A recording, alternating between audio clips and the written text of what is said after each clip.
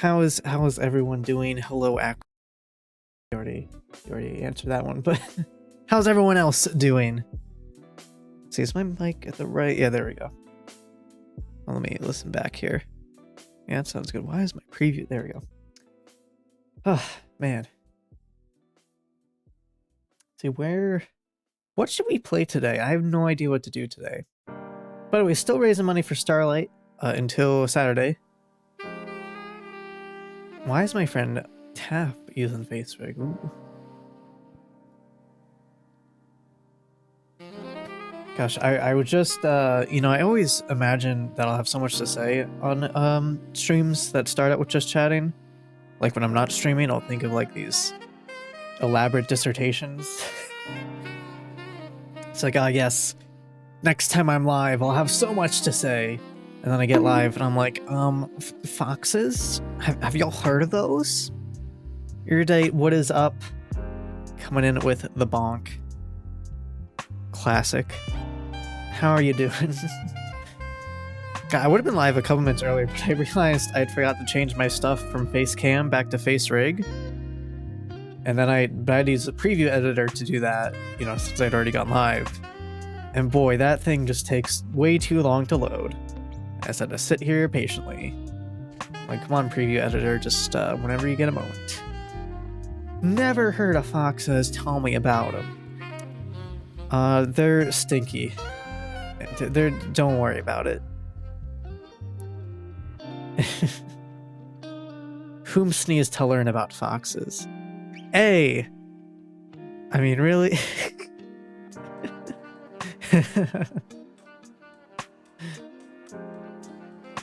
Let me center my face a bit there. Bark. Face rig is like not one of... Goodness. There we go. I'm gonna get some props for my rig soon-ish. I was talking to Oss about it. I just need to actually like finalize what I need. What do y'all... Man, this song is jazzy. What do y'all... Let me make sure it's not too loud. What do y'all think I should do for it? I don't know. I want a one thing I want is a spacesuit helmet. So when I'm playing space games, I can be like, look, I'm in space. Look at me. Of course, I should have done that, a while ago. So, but next time I play space games, like I actually want to reboot Outer Wilds because I only have 2 achievements that I haven't gotten on that, and I really want to get them. It'll take a while, and I lost my save file, so that makes one of them a bit more tricky to get. So one of them is the achievement for landing, like with your ship landing on the sun station, which is very difficult, and I've tried many times. It's really hard. I don't know about that achievement. That one might be unreachable, but other than that, I want the achievement for, for reading every bit of text. Now, this is where losing my save file becomes difficult, because that means I have to replay the game. But I know where everything is. I think the only text I must have missed my first playthrough is the one on Hollow's Lantern. I did not land on the little cave with text in it. I think that's the only thing I missed. I think that's it. But yeah, I'd have to retrace all my steps, which I could do. I mean, I'm familiar enough with the game. I'm not sure when I should do that. Maybe I should do it this stream. Do an Outer Wilds achievement hunting stream. It'll be weird to like speed. Oh, there's also one ending I didn't get. There's a really trippy ending. That's kind of like hidden in plain sight, because doing the normal ending, if you sort of just like think about it for a second, you're like, wait a minute, what if I did this? And then you can go and do that. And some crazy stuff happens. Visit every planet in No Man's Sky. Aren't they all generated? Is that even a thing?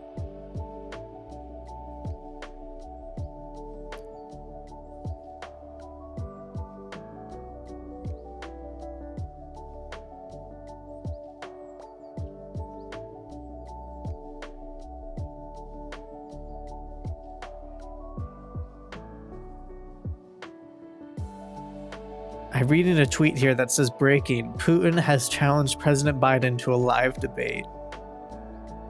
Really? What? Hoon's voice when he speaks in English is like weirdly disconcerting.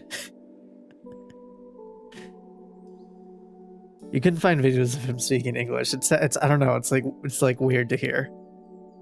Just a bit more than our solar system. God damn.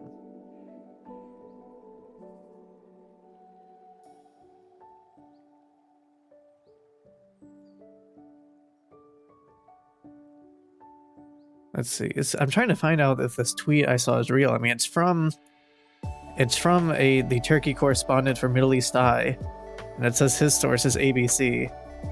I'm trying to find like. Let's see. Oh no, here's from the Wall Street Journal from an hour ago. Challenge Mr. Biden to a live online debate. Interesting. What a fascinating world we live in. The fuck? To hell of a boss. That's the thing. You know, that one. I know what you're talking about. I've not seen that myself. I hear people argue about the creator of that show and whether they are bad or formerly bad or now good, and it's way too much for me to keep track of, and so I just don't have an opinion. Like I can't keep up with what's going on. I watch so little TV that it's not even relevant to me. It does look cute though, from what I've seen. At least the wolf character does. I mean, everything looks cute, I guess. You know what's a show I need to finish? I need to finish Hilda. I haven't finished Hilda in a hot second. Also, I was kind of watching what's it called? Fig the Fox? No, not Fig the Fox. That's his name. But the show's called Tumbleleaf. That's where this soundbite is from that I use a lot. Let me figure this out. That's like Fig the Fox's is on YouTube, not TV. Well, you know what I mean. Like shows. I don't watch shows, I guess is what I mean. That often, that is. Like my parents were looking for a show to watch the other night, and I was like, oh, I have good taste. I could recommend something. And I realized like I have not watched like any shows that they, you know, would be interested in or haven't seen or whatever. Oh my goops. Like I can't recommend them Cowboy Bebop. That wouldn't work.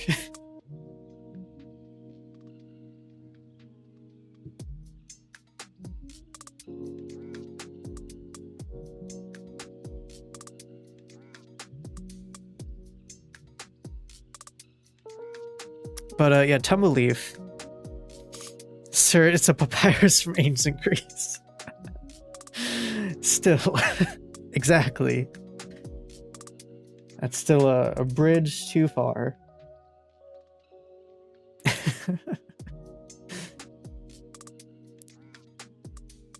What's up, Halo? How you doing? Welcome on in. Yeah, I would finish watching Tumbleleaf. Tumbleleaf is like this Amazon Prime show. It's cute. Oh, thank you. It's made by Ossup. What do you use? I use FaceRig, unfortunately. I'm thinking of porting it to VC Face sometime soon when I get it. I just haven't bothered yet. But yeah, I use FaceRig. Well, thank you. But yeah, so Tumbleleaf is like this little adorable Amazon Prime show. It's like for little kids, like little kids. Yeah, I still call it FaceRig. It's like the way you call any disinfectant wipe a Clorox wipe, you know? Even if it's not Clorox.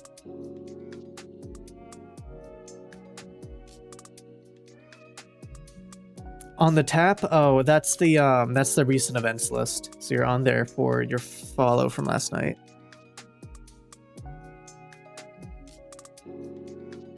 Any dark sodas, Coca-Cola, yeah.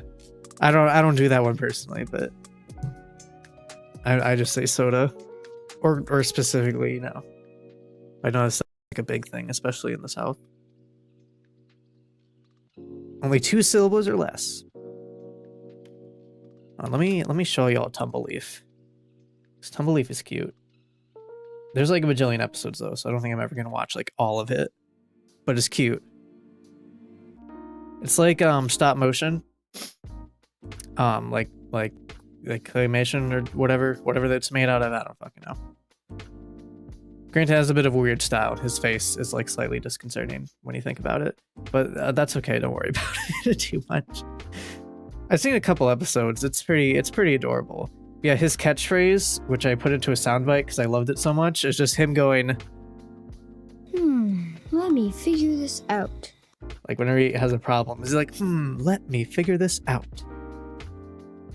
Don't watch it live unless you have an 18+ rating on here. Yeah, I do. On this stream, yeah, I definitely do. See, there's one episode of this I watched that was like really funny. Unintentionally so. Unintentionally so. It was hilarious. I can't, remember what though. Yeah, let me see if I can show you like a clip of it. I think this is an entire ass episode. Oh, this is like the first episode. Yes, this is where I got my sound clip from, actually. Oof, I'm getting tired. Why does this fountain have to be so far from home? Oh, it's getting dark, too. Well, I think he's gonna say it. Ouch. I think I timed this perfectly. Fig, are you okay? Yeah, I'm okay. Phew. Say the thing. That rock in the dark. Say the line. I think we need some light to Oh, get here we go. home. Hold on. Let me figure this out. Yes, he said it. He said the thing. He said the thing. His catchphrase. We love to see. Anyway, if you ever want something, if you ever want to watch a show that's like incredibly wholesome, you can give a couple episodes of this a watch. It's cute. Is this the one that was also really funny later on, or is that a different one?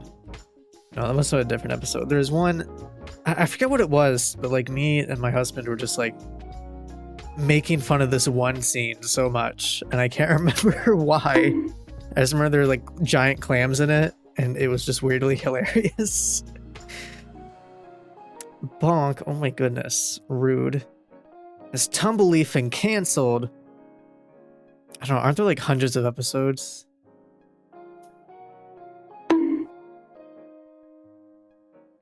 You watch SpongeBob for that? But I've seen SpongeBob. So, ow, so many bonks.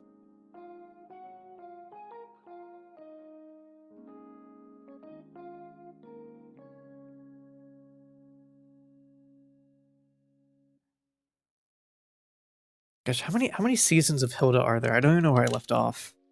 That one's a good one. If you haven't seen Hilda, Hilda's great. Totally recommend Hilda. Let me show you. She has a fox deer called Twig.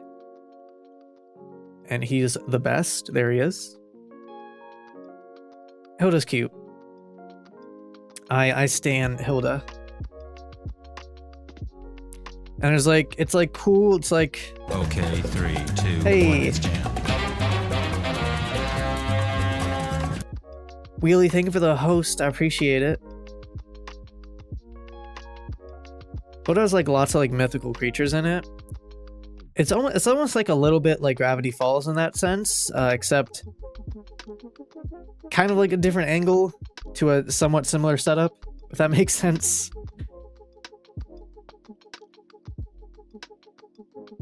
Too cute. You need some of your daily sin. Don't we all?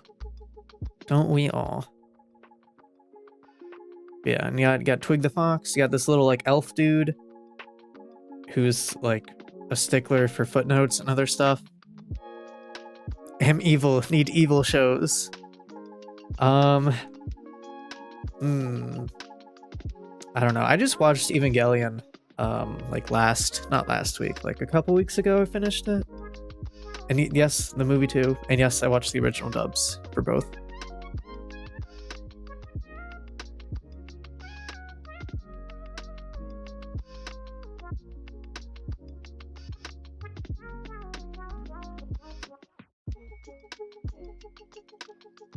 That's pretty tame. I don't know what like the craziest show I've seen would be. It's a good question.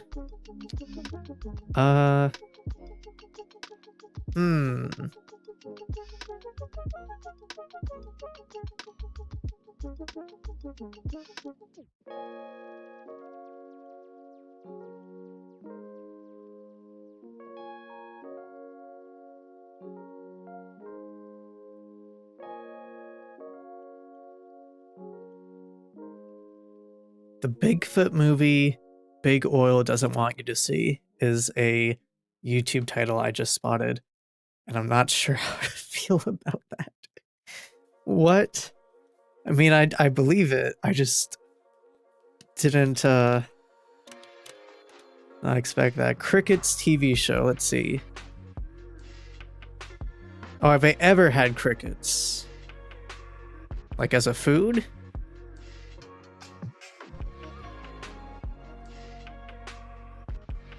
Thought you meant like, have you seen a TV show called Crickets? No, I have not. I don't think I could get over the texture. The wildest thing I've eaten is like a whole ass baby octopus.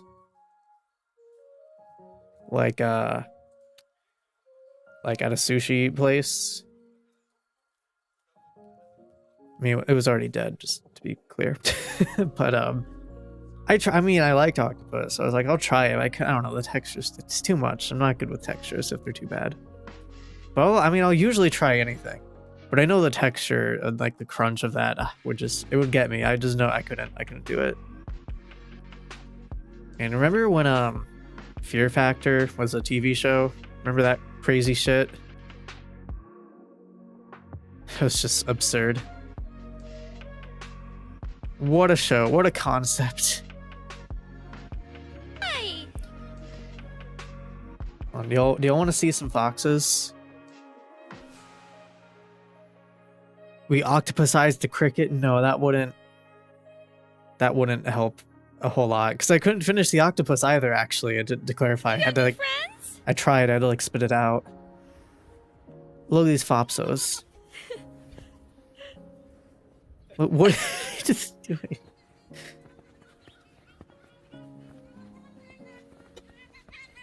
Goodness.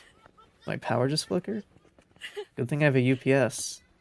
Question is my connection good? I think my connection's good, okay. That's a close one. Look at these fopses. Oh yeah. There they go. My goodness. Boyfriends, huh? Oh. Huh, Pan? So we combined in everybody together. Aw. Because They accidentally friends. this They happened friends. last night when I was trying to put foxes away. You're trying to put foxes away. This is Save a Fox Rescue, by the way. In Minnesota, I think. They have a good YouTube channel of their fopses. Well, These are our rescue fopses. stop running, you'll be fine.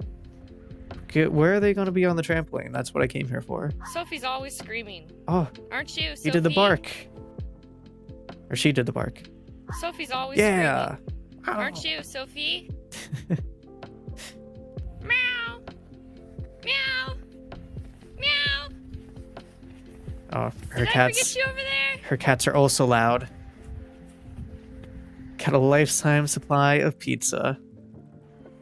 People always ask me like, "Oh, would you want a pet fox? Because you like foxes?" I'm like, "No, they're a lot of work."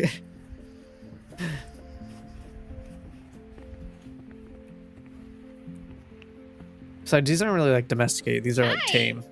These are rescues. They do make Sophie, domesticated screaming? foxes, but Are you I screaming don't know. at everyone? The conditions the domesticated like Russian foxes are raised in are kind of sus.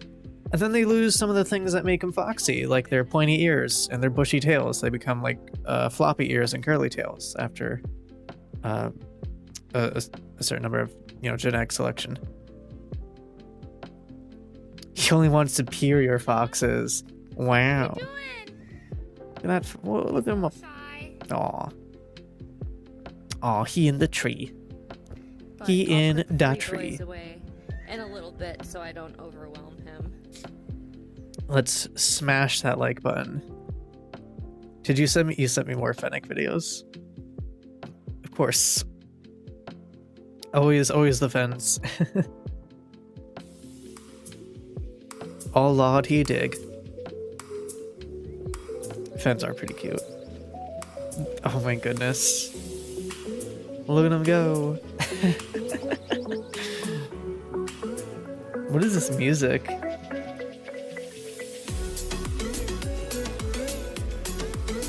Okay, that's okay.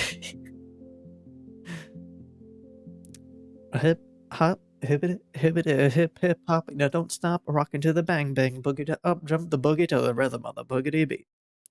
Now what you hear is not a test. I'm rapping to the beat. Look at him go. Aw. Aw, what a good. Aw. Look at those big satellite dishes. Did y'all see the video of the Russian man and the Arctic fox? Oh, there's the catter. God, I love how slippery they are in floors because of their furred paws. That's always so funny. Oh, he getting the baps. Getting the baps. Gonna smash that like button. Those big dory toes.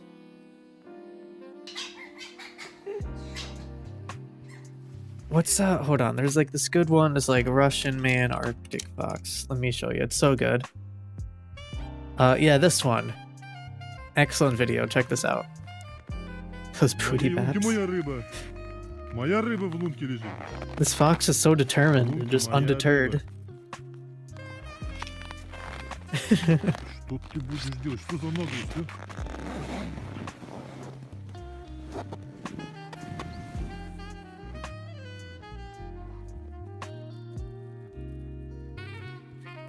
Вот ты наглый, а? Вот ты наглый, что ты будешь делать? Как так можно? Ну нельзя быть таким наглым. Парень, I know, не right? наглей так сильно. It has Ну no куда ты- fear. It's like, fuck you. I want... Кто тебя... Блин. Ну ты наглый, а? Как так можно? Не ешь! Не ешь! Не ешь! Фу! Это мое моего! Моя рыба, говорю! Моя! Лунка моя, рыба моя! The digging. Ну ты кадр, ладно, бери, бери. So according to the top Молодец. comments, Считай, что what, выкопал. what he said at this Это за point фокус was basically с like, выкапыванием. okay, for that digging trick, I'll let you have the fish. According to the comments, that's what he said in Russian. He basically gave up. He was like, all right, that was cute. You can have it now. Yeah, someone says it somewhere, I think. I read it somewhere. I don't know. I guess the comments have changed. What's up, Heretic? Digs in protest.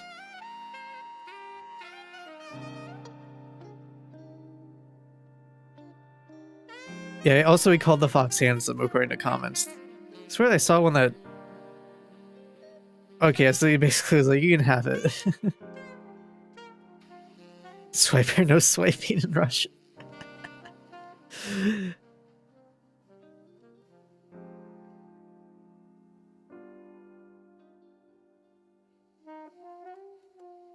You teach a man to fish, you feed a fox for life.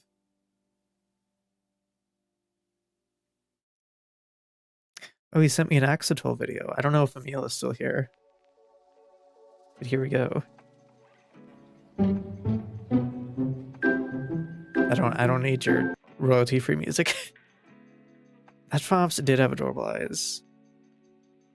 Arctic foxes are cute. You notice they have like shorter ears? They got shorter ears. They have like a clever circulatory system to help keep them warm. I forget all the deets, but you know. Here it comes. It says, man, is this person like a hand model? What the heck? This is picturesque. Have shorter ears, yeah. They're cold. You gotta keep them close to your body. Aw. The pets.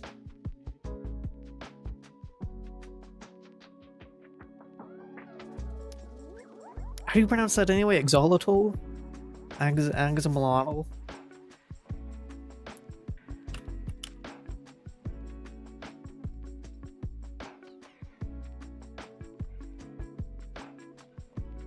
Oh, yeah. Can endure temperature difference up to 90 to 100 degrees Celsius. Wow. Holy heck.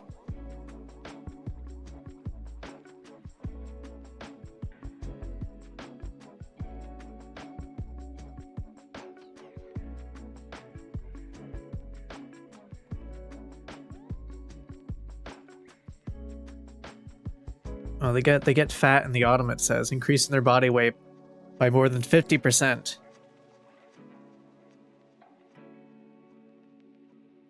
I'm saying it, but you can't. I gotcha. They do be living far north, though. Oh my goodness.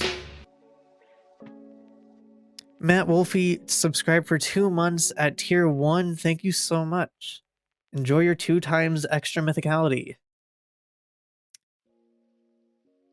And your 2 times extra floofiness. I appreciate it. Oh my goodness. They do be liking their fish, though. Look at that chonker. That chonkin' fish. You don't know if you should be insulted. Oh no.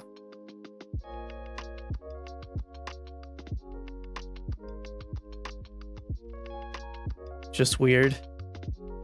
Yeah. Fennec drags shark out of the ocean. You're a cute fox. Aww. Aww. Thank you.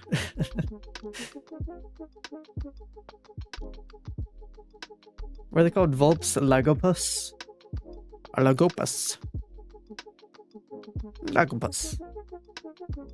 Their natural predators are red foxes. No. Red foxes are always bullying the Arctic foxes. It's so rude.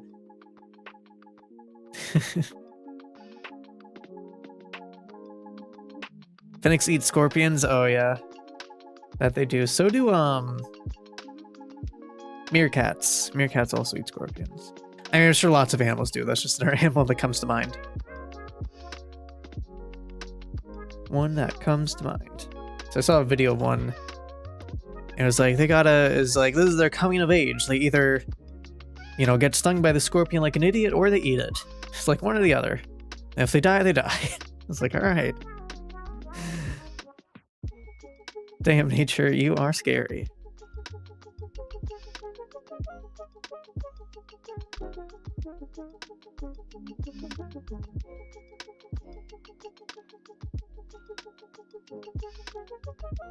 I hear foxes a lot at night. I don't know if y'all hear foxes where y'all are at. But I'm always hearing foxes. I mean, not always, but like, you know, late at night.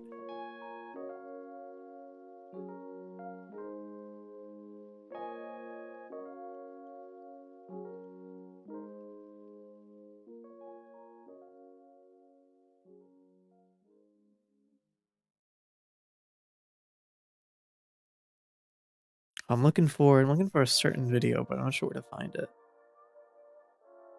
Not sure if I can. Kind of forget the deets. Forget the deets.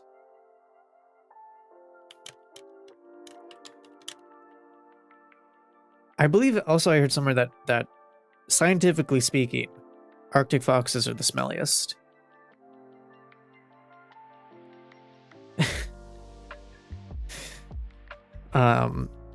I forgot that, but oh, you hear Yodis? Oh, Yodis are good beans. Foxes, so fluffy and oh, sorry. Is this the video I was thinking of? Animal Wonders Montana, where she talks about it. I don't know.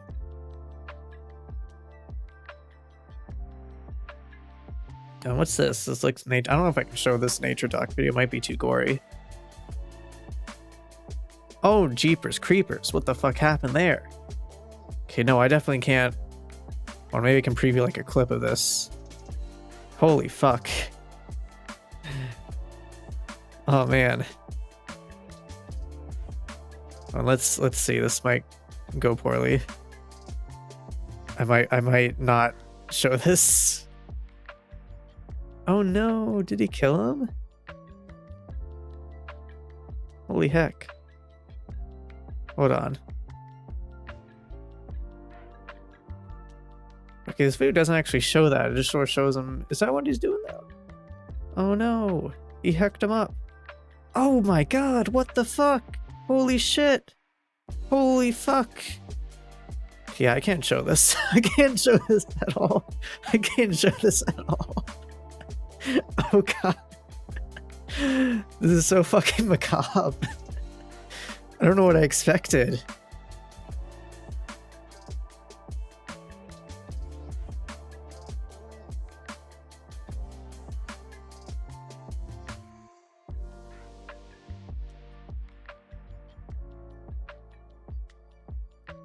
Okay, fortunately, I think, okay, the fox actually got a hair, but still, it was like, this fucking hair got hecked up. It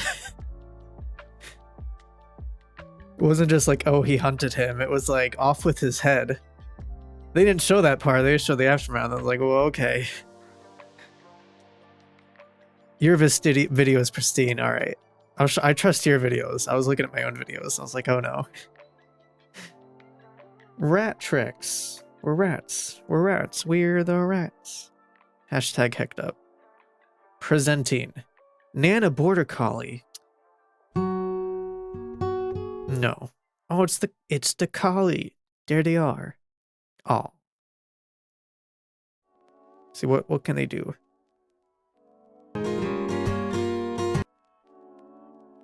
Shake hands. Nice. Rats are cool. I'm cool with rats. I remember one time I was in a group project. I had to convince them that possums are cute. I mean, I didn't have to, but like we were just like having a meeting. And we're talking about possums for some reason. I'm like, possums are cute. And they're like, no, I don't like them. I'm like, no, they're cool. They're like, no. Hate possums.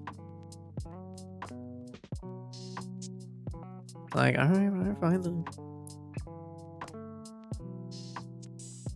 Border collies are so fresh. I have such a soft spot for them.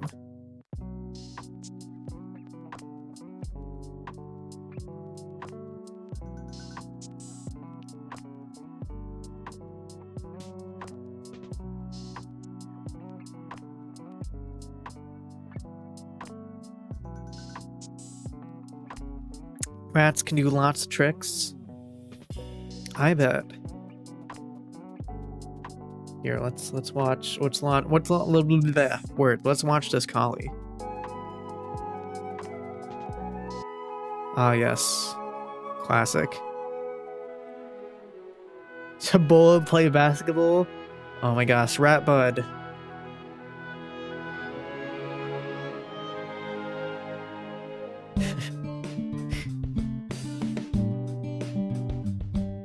This is ridiculous. This is so goofy, but I love it. Aw. What the fuck? What? Wait. What? How many animals do you own? Time out. What was that? Oh my god.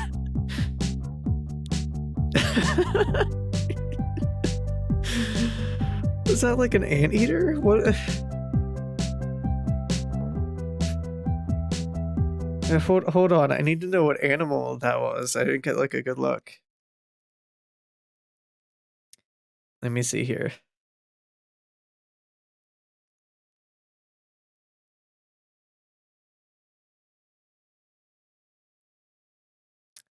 Oh, it's it's a Cody. A Cody. We have Codys at our zoo. They're cute. Codys are like an underrated persona choice. Like, more people should pick them. Look at them. Yeah, we got some in our local zoo. Actually, we might have the white nose ones. I don't quite remember. We might have these. But yeah, whatever. You get the idea. People in animal sanctuaries? I watched the fox ones.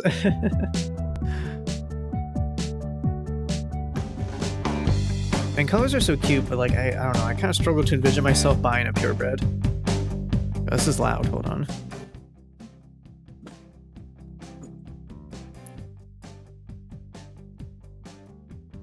But, yeah, because we always just get our ducks in the Humane Society, so I feel like that's kind of the way to do it. Wow, what a well-trained doggo. I should train my dog more. She's like, okay. But mainly, you know, nothing too specific.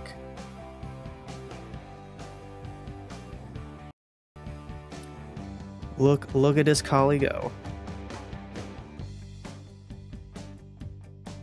Aw, look at the dog cookies. I don't even know when my dog's birthdays are. Do y'all know what your pet's birthdays are? Because I have no clue. I don't even remember how old they are. It's not like they care. My dog loves wrapping paper. She doesn't even need presents. She just likes wrapping paper. She loves it. She loves wrapping paper. She would have ignored that toy. Fuck that toy. She wants the paper. give me the paper. Well, that is a big yard. I would hate that.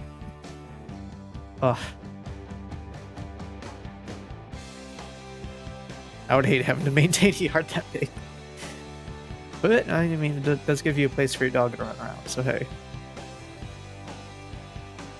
I was close to your actual birthday. Okay, fair enough. We get them like stuff for Christmas. I mean, you know, the devout Christians that our pets are. If you want Aussie Shep Sona, I love the floppy ear dog Sonas. They're all so cute. I have some videos y'all sent me. Let's see. Love the flops. Oh, let me smash that like button. Smash. There we go.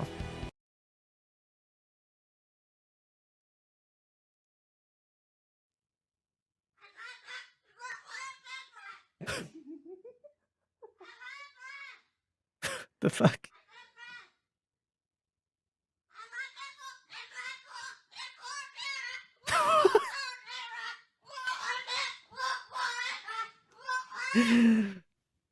This cockatoo sounds like an angry, elderly, like British lady.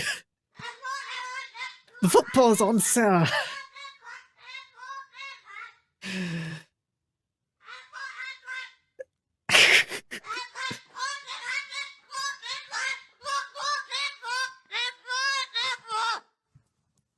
Wow. What?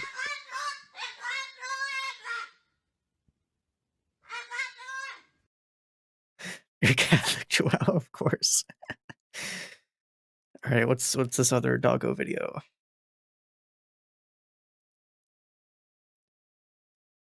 Wakey, wakey, wakey, wakey, it's time for school. Come on. Wake up, it's time for school. Come on, man. Are you ready for school? I don't know. I prefer bigger dogs. I'm more of a big dog person. Little dog. I mean, these are puppies. I'm busy in generally though.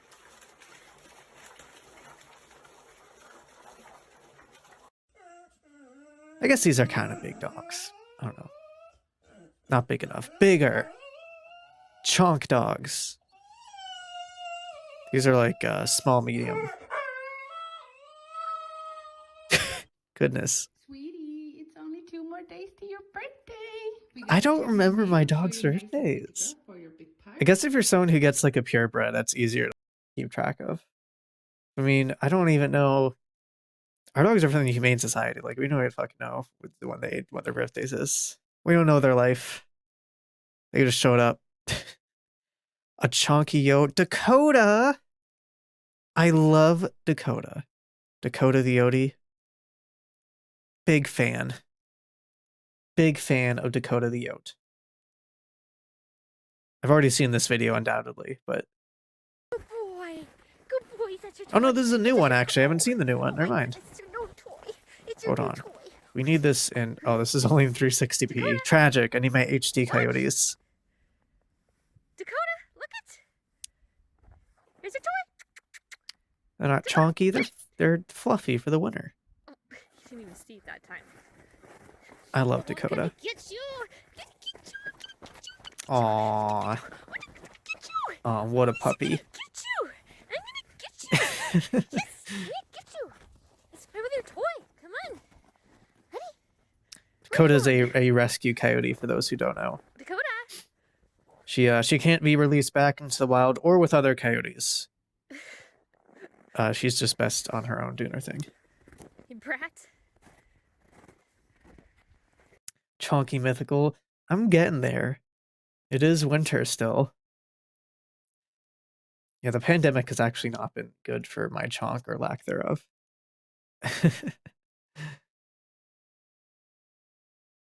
Too excited, can't function mode. I know, right?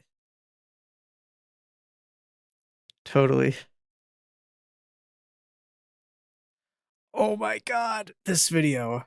Hold on. This heckin' video, hold on. Hold your horses. And he's here to do some business with the big iron on his hip. Big iron on. And he's here to do some business with the big iron on his hip. Big iron on. Mythical chonk just means more hugs. Aw. This is like a vine. Remember when vines were a thing that we did? My goodness.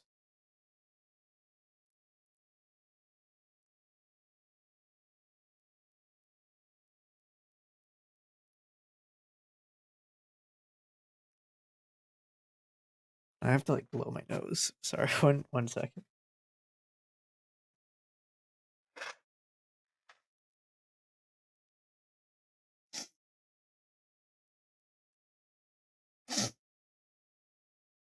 I don't know why my nose is like always semi-congested when I'm. Ugh.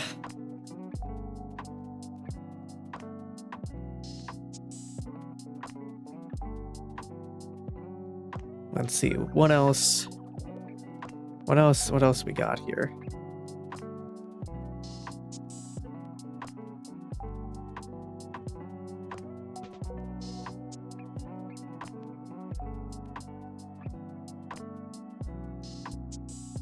Why American highways are so slow and dangerous. This looks like just a POV video of someone complaining though. Which, like, fair. Yeah, this is totally what this is. They're just like vibing. What the fuck? Hold on. Welcome back, I'm Tedward, and today we're gonna take What? E92 M3 out on the highway to talk about something that's been driving me absolutely crazy lately, and that is lane etiquette, or lack thereof, in the United States. American lane etiquette is abysmal. See, mate, was that Massachusetts? That Massachusetts on there? See, here's your problem. The state of New Jersey gets credit for exactly one thing and one thing only, and that is on their turnpikes. It is fucking illegal to use the left lane for anything other than passing.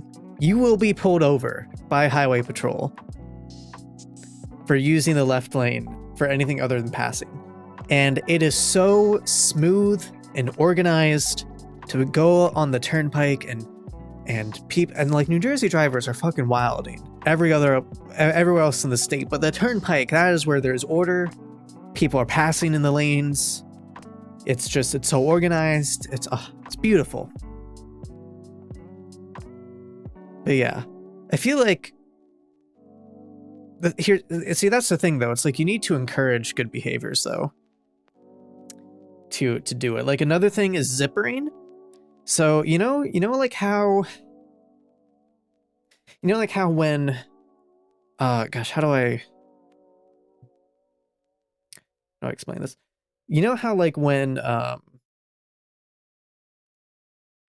lanes are merging into one, like let's say a bunch of lanes are merging into one lane, right?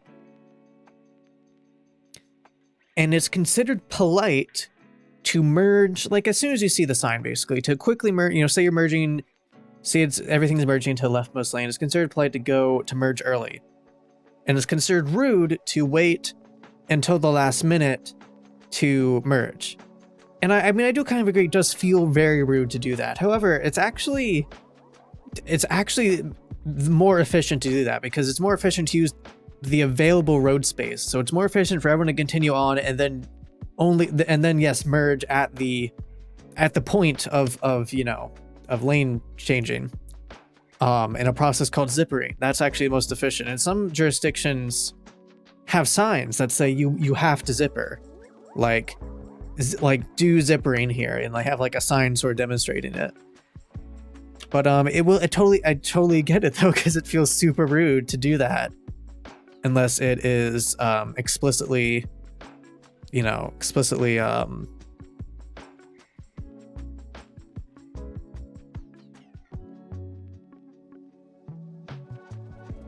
here's a photo. Yeah, it totally feels rude to do that. But if some places have signs, I don't see any examples right here, but Some places have signs where that's like, you know, like that's legit how it works, you know? It's like they say like, hey, do this. Everyone line up and take turns, because that's just the most efficient, because then you're using most of the road. So if you merge earlier, then you have all this lane space that you're just not using. Not that I'm trying to chastise people, because I get it. It feels so rude to like go all the way to the front and then merge over. It's like, I'm totally not like trying to diss people. Yeah, here. Charity.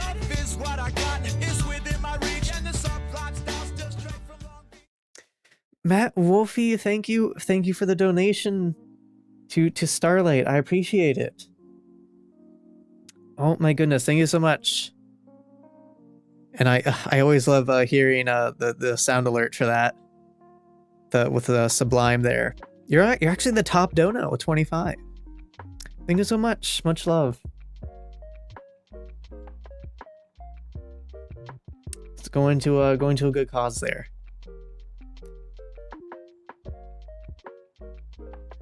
Take up all your money, give it all to charity. Love is what I got. Now, what the heck is I've seen these machines before, but like, when do they use them anyway? What are these, like, when do they deploy these? I don't remember. Oh, thank you. Okay, so in every traffic jam, don't we all wish there was at least one more lane? Well, that's what drivers are getting this month on Interstate 15. New at 6 o'clock, 10 News reporter Joe Little explains why the extra lane won't last long. These machines are cool, though. Centipede. If you blink while driving down the 15, you'll miss it. But if you slow down and focus, you'll see what Caltrans calls a barrier transfer machine. Normal people call it a zipper. It moves the concrete barrier dividing the express lanes one lane over. It moves slow. Really slow, like 8 miles an hour slow. But this monster of a vehicle could make the commute up and down the 15 much, much faster for the 169,000 people who use it every day. It gives motorists more flexibility. All month long, 2 zippers will be moving the center divide over 2 lanes. On a normal day, 2 lanes go each way, but this month, 3 lanes will go at the rush hour commute. Del Cerro resident Alexandra Brown already saves about 20 minutes using the express lanes. Here in Maryland, we have a lot of I don't even know, we have like signals that will change. Like, here you go. So this is the Chesapeake Bay Bridge, and it'll have, oh God, that is a tiny photo. Here we go. It'll have these things. Here, let me show you. Let's zoom in here. So it'll have these lights here. Now this one is closed for construction. But normally, this maybe isn't the best photo. So Chesapeake Bay Bridge connecting Eastern Maryland to like mainland Maryland. So it has a bridge over here on the left, you see. This has 2 lanes. Then this bridge on the right, or the northernmost bridge, has 3 lanes. And it's usually this lane over here actually that's changed. This one's changed for construction. But normally it's actually, when they're all open, this one is the one that is more variable than the others. And that's why this one has a double yellow line, but then if these barriers weren't here, you'd see like a single like yellow dotted line. So they can change it, you know, because there's a lot of beach traffic. So the traffic flow going across the bay can vary. And so like during the summer months, you know, when people are going to the beach, or like before a big like beach, you know, holiday, you'll have this bridge, you know, 2 lanes going in the direction it normally goes, which is to the eastern shore, and these are the 3 lanes going towards the western shore. And they'll like change this lane. It's really nerve-wracking. Granted, the speed limit is only like 45 to 55 throughout the bridge, but it is really nerve-wracking to drive on this bridge, honestly. And this railing is like super. I mean, I'm sure it's sturdy, but like you're pretty high up. This is a tall bridge. Ships have to pass underneath of it. And then you're driving and you have like the end of the world on one side and then cars coming in the opposite direction on the other side. It's kind of nerve-wracking. So they actually just use these signals to change lanes. And then when you get on or off, on the other side, on the western side, there's a toll booth. So that kind of helps, divert traffic, they can sort of more easily. Like, yeah, so you can kind of see it here. So you can see here, this is like a perfect example. So this is the western shore heading toward the eastern shore. And you can see the leftmost lane here are getting funneled into the 3-lane bridge. And you can see 2 X's and 1 green there. So these have 2 lanes going from east to west, and then 1 lane on that side going from west to east. It's kind of nerve-wracking. And then this bridge is also open. It looks like they have a lane closed for construction over here, but normally, actually, it looks like in this picture everything's closed. I don't know why, but anyway, theoretically, you can see this is quite backed up. Oof. I've gotten stuck in complete standstill traffic in the middle of the bridge before. I opened my windows though, and I was like, "There we go, a nice bay breeze while I'm stuck in a traffic jam. At least there's that. Can get some fresh air." They always get you. You know, it's the easy pass. I'm now careful whenever I come back across the bay. You know, normally I'd be in the leftmost lane, and I'll be like, "Yeah, I got the easy pass." But then the easy pass is the one that gets funneled into the more dangerous lane. You know, so I'm always like, "No, I'll take my time and go through one of the mixed cash and easy pass lanes." So that way I can make sure I get on the bridge that's all one direction. Because I don't want to... It's nerve-wracking to go with like alternating traffic on a bridge at those speeds. It's kind of amazing more accidents don't happen there, but I guess, you know. The best place for New Bay Bridge? Nowhere. Baltimore Sun. Oh, that's an interesting take. Let me see. What are they saying here? How to best relieve congestion at the William Preston Lane, Chesapeake Bay Bridge, to additional bay crossing. They are, with one exception, pretty ugly. Yeah, see, the problem with the Chesapeake Bay Bridge is it's made at an inconvenient point, but also like the most geographically sensible point. Let me try and give you an example. Just gotta be careful opening maps so they don't, you know, reveal any personally identifying information here. Let me open a different tab here.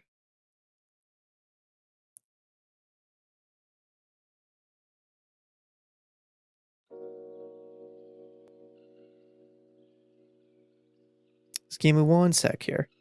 Yeah, they also have that also over on let me see if I can find a photo. Like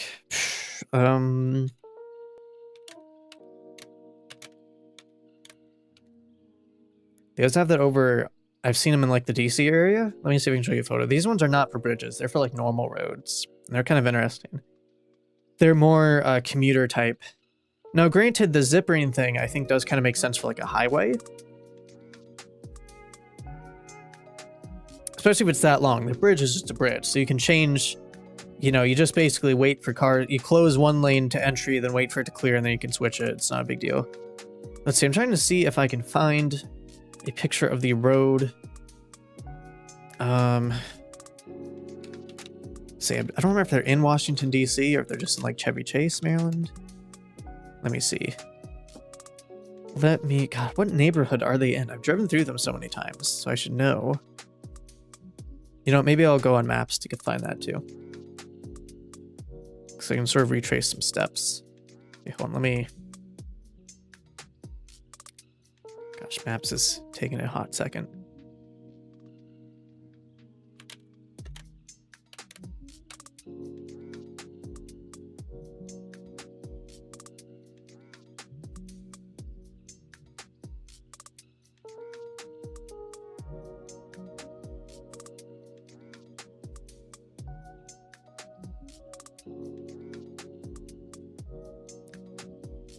Sorry, just twiddling my thumbs here, waiting for this to load.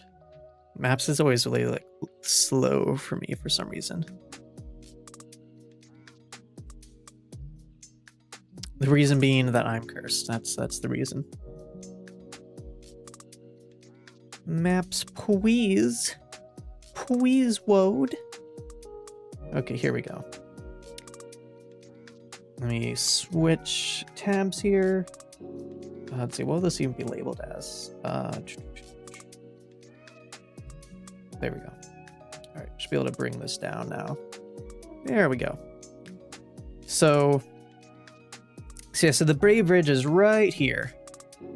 And so you can see it's actually this closest point, you know, in term, it goes, you know, you go out from the shore to like this island area, and then you go over here. It's kind of out of the way of everything though. It's not particularly near Baltimore, it's not particularly near DC.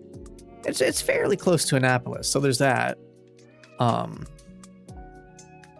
also you have to drive all the way down and then over here to get to the beach. Or all the way, God, a lot of people go to Rehoboth. That's even like less direct. I think you take the 404 there, yeah. So I guess they thought of different places. That's the only crossing.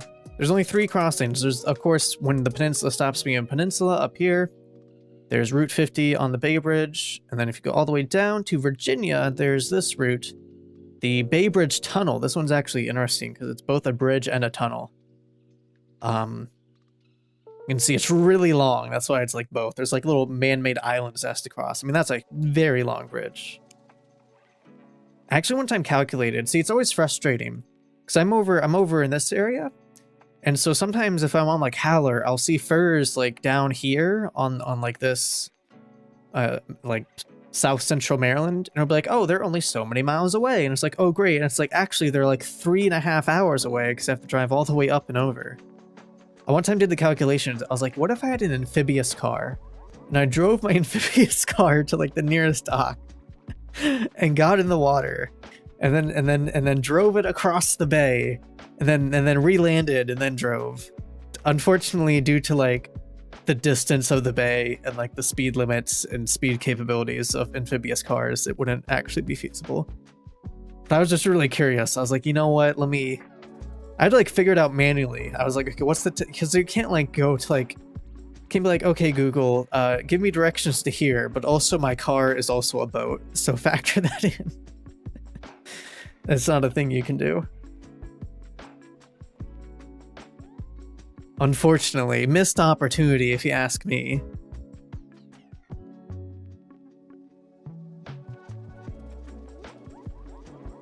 Let's see, let me open back up.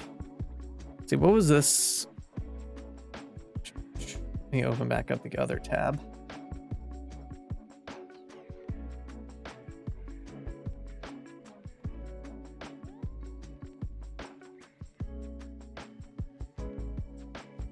There's our dorky governor. Well, I see there's a bridge here.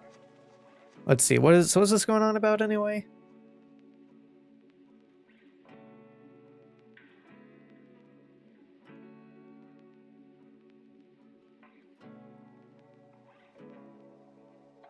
So I'm just trying to skim this here. Yeah,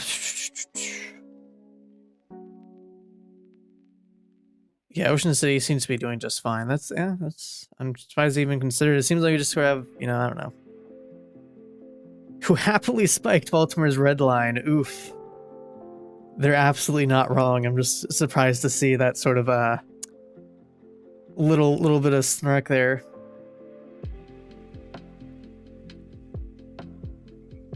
Damn, this entire line here. Too bad that Governor Hogan, who happily spiked Baltimore's red line, the much anticipated light rail project 4 years ago as wasteful spending, can't recognize a genuine transportation boondoggle when he sees one. Fucking facts.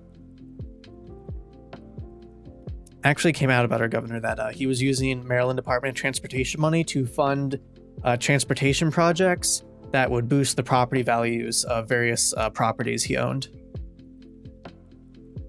Oops. It's all very car-centric anyway. So yeah, Baltimore, which has like very little public transit, had a project that was in process for years and already had a bunch of money sunk into it. And it was just canceled as soon as Hogan was elected. So thank you, Maryland centrists, who decided to do that despite... anyway.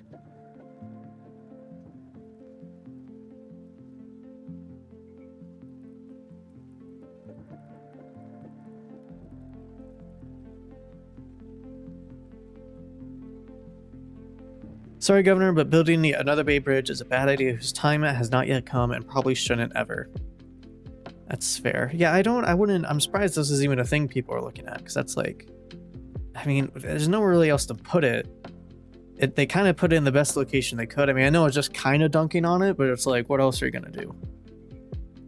Can I put, like, because if you put one farther up north to more directly connect to, say, Baltimore, well, what's the point? There's nothing on the Eastern Shore that far north.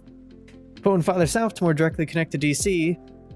I mean, I guess that one would be okay. That'd be okay, maybe, but everything's super wide down there. That's like the problem.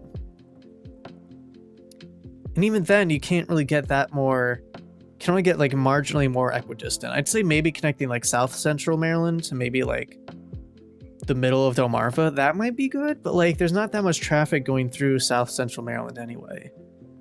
As much as I might find that convenient at times, I don't know if it'd be worth it, because you'd have to make it such a long bridge.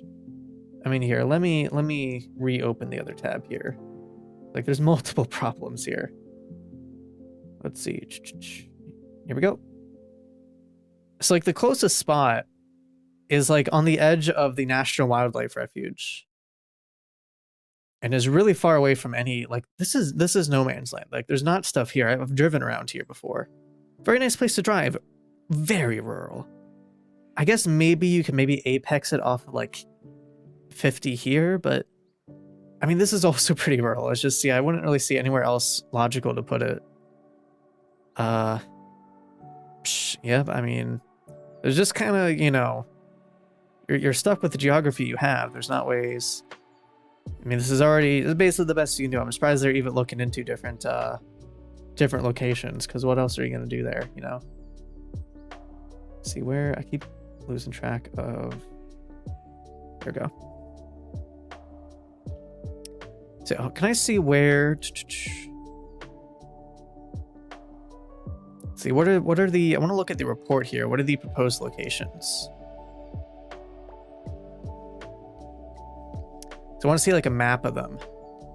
Okay, not found. Cool. Great. Oh,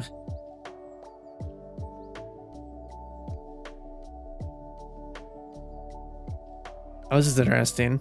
The third span be to improve traffic flow or accommodate an evacuation of the waterfront. See, I see they name a couple here. Linking the upper bay with Rock Hall, mid bay from Mayo to Easton. See, that wouldn't, or just alongside. I see. So that's sort of the proposed. See, I don't see a lot of utility in either of those. Because driving, like, it's not, yeah, I mean, it's not that big of a deal, right?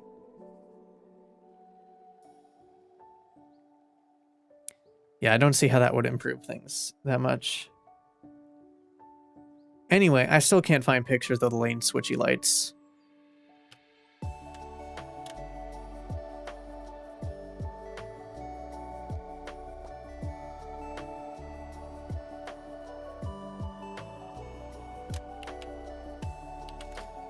I don't even know what to call them, though. That's the problem.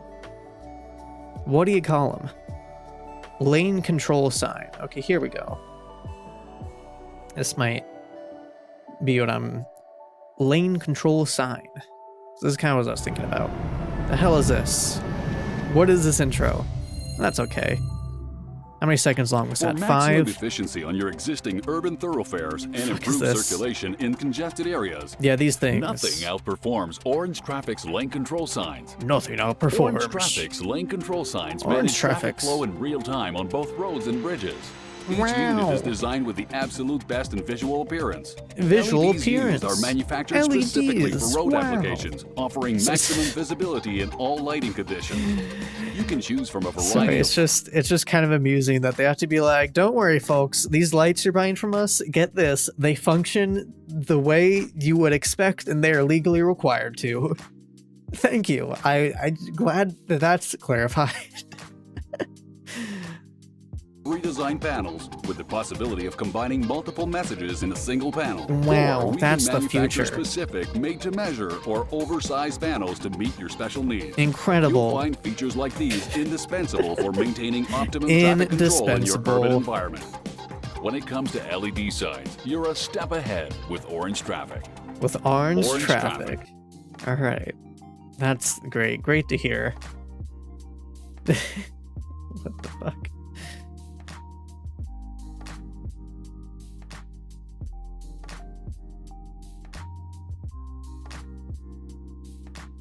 Okay, 3, 2, 1, let's jam.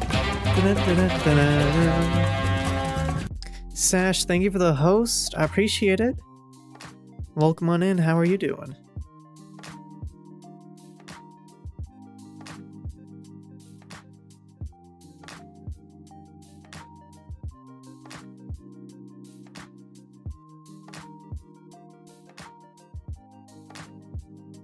Let's see. What's the next video? We should Kuuwu up here. That's the question.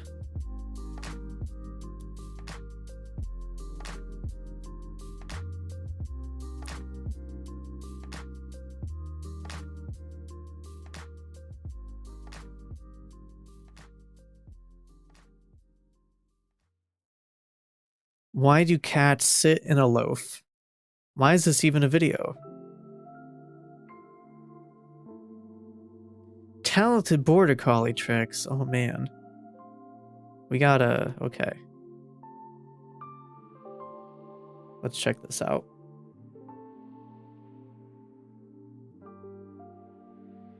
Gimme the collies. That's the loafs. Gimme the collies.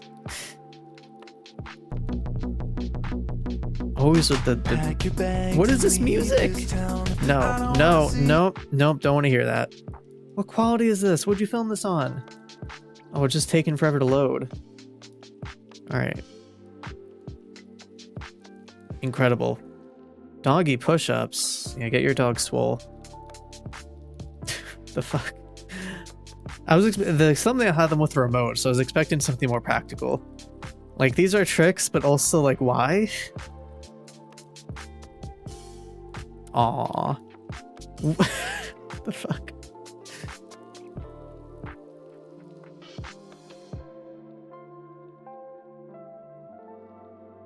Aww. Alright, so why do cats sit in a loaf? Cat owners have many names for an adorable phenomenon none of us quite understand. For the sake of conversation, we'll call it loafing. It's when a cat tucks in his or her paws and looks exactly like a loaf of bread. I love, like, the explanation. Loafing. While it's damn near impossible to understand what's going on with cats 99% of the time, there's actually a reasonable explanation for this. It's also, like, the cutest thing in the world. Yeah. You're most Cat likely loafs. to spot a cat loaf in his or her favorite spot. Whether it's a lap, a pile of clothes, or actual furniture, experts say it's probably not a coincidence that your cat loafs in these particular places.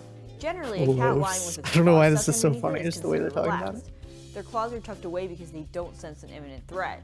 Yeah. Granted, those claws have been used exclusively for tearing your mail or destroying your couch, but a cat that's sitting on its best defense system is probably a happy little camper.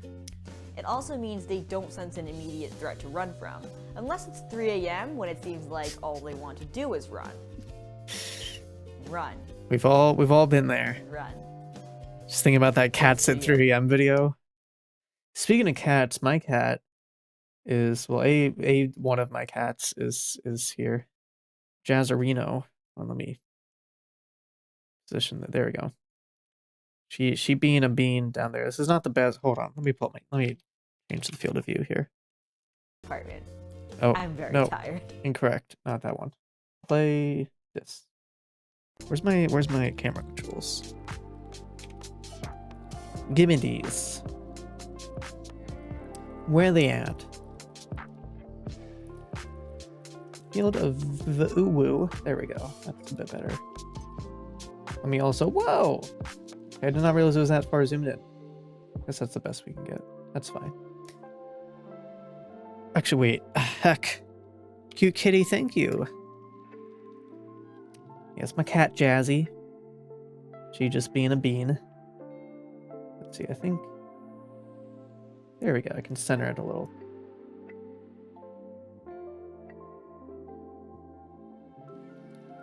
I cooked a chicken by slapping it. Oh god. Alright, I don't have to check that out. On speaking of mail, though, I actually have mail that I should open.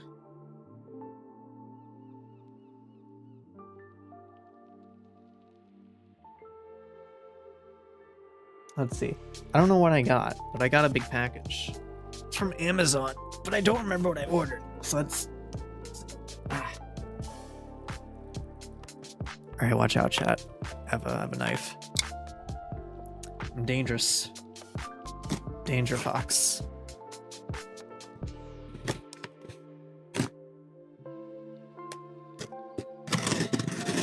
Why is like the shipping tape on Amazon packages always like barely holding the box together? Oh right, I ordered... Oh man. I ordered a lot of candy.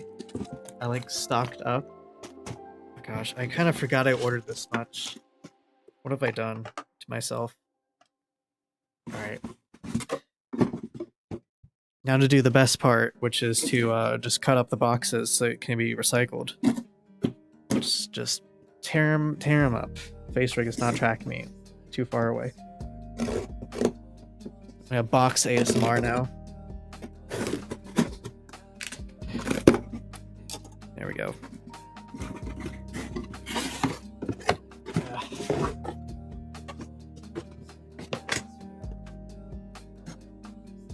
And then you have these air packs, right? You have these air packs. I always pop these. Well, not pop. I stab them, so that way I can throw them away. That way they fit. I used to save these when I did a lot of eBay shipping because like it was there we go. Tons of free packing, but you know now I don't ship stuff as much anymore and have a surplus. Yeah, there we go. God, I can't believe it. Guys, I have the amount of Airheads Extremes I have right now. Well, it's extreme is what it is, actually. That's funny they would be called that, because it's quite extreme what's going on right now.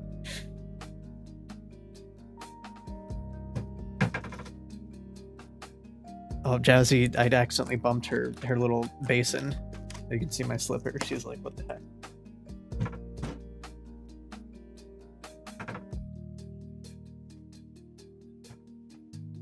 Alright, well now I have just an irresponsible amount of candy. Alright, let's see. Actually, I have some other mail here. Hello.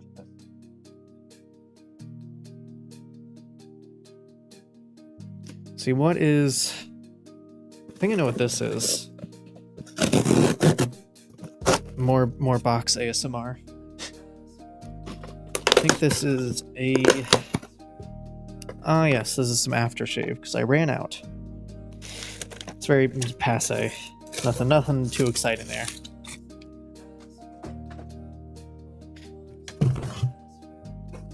Alright, they make their boxes weird. They're hard to break down. Whatever, it's close enough. Alrighty. Beautiful.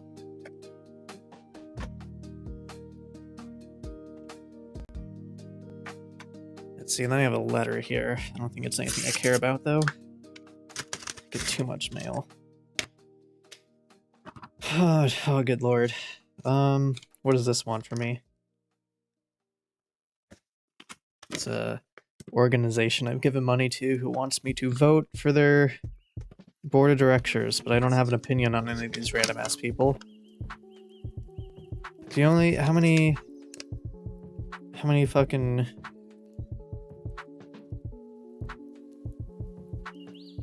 Okay, so there's 8 candidates for 5 seats, I see. I guess I'll look at this later. Look at the little info sheets they give me. Which is, I hate getting mail that's like a chore. It's like, you want me to like do things? Unbelievable.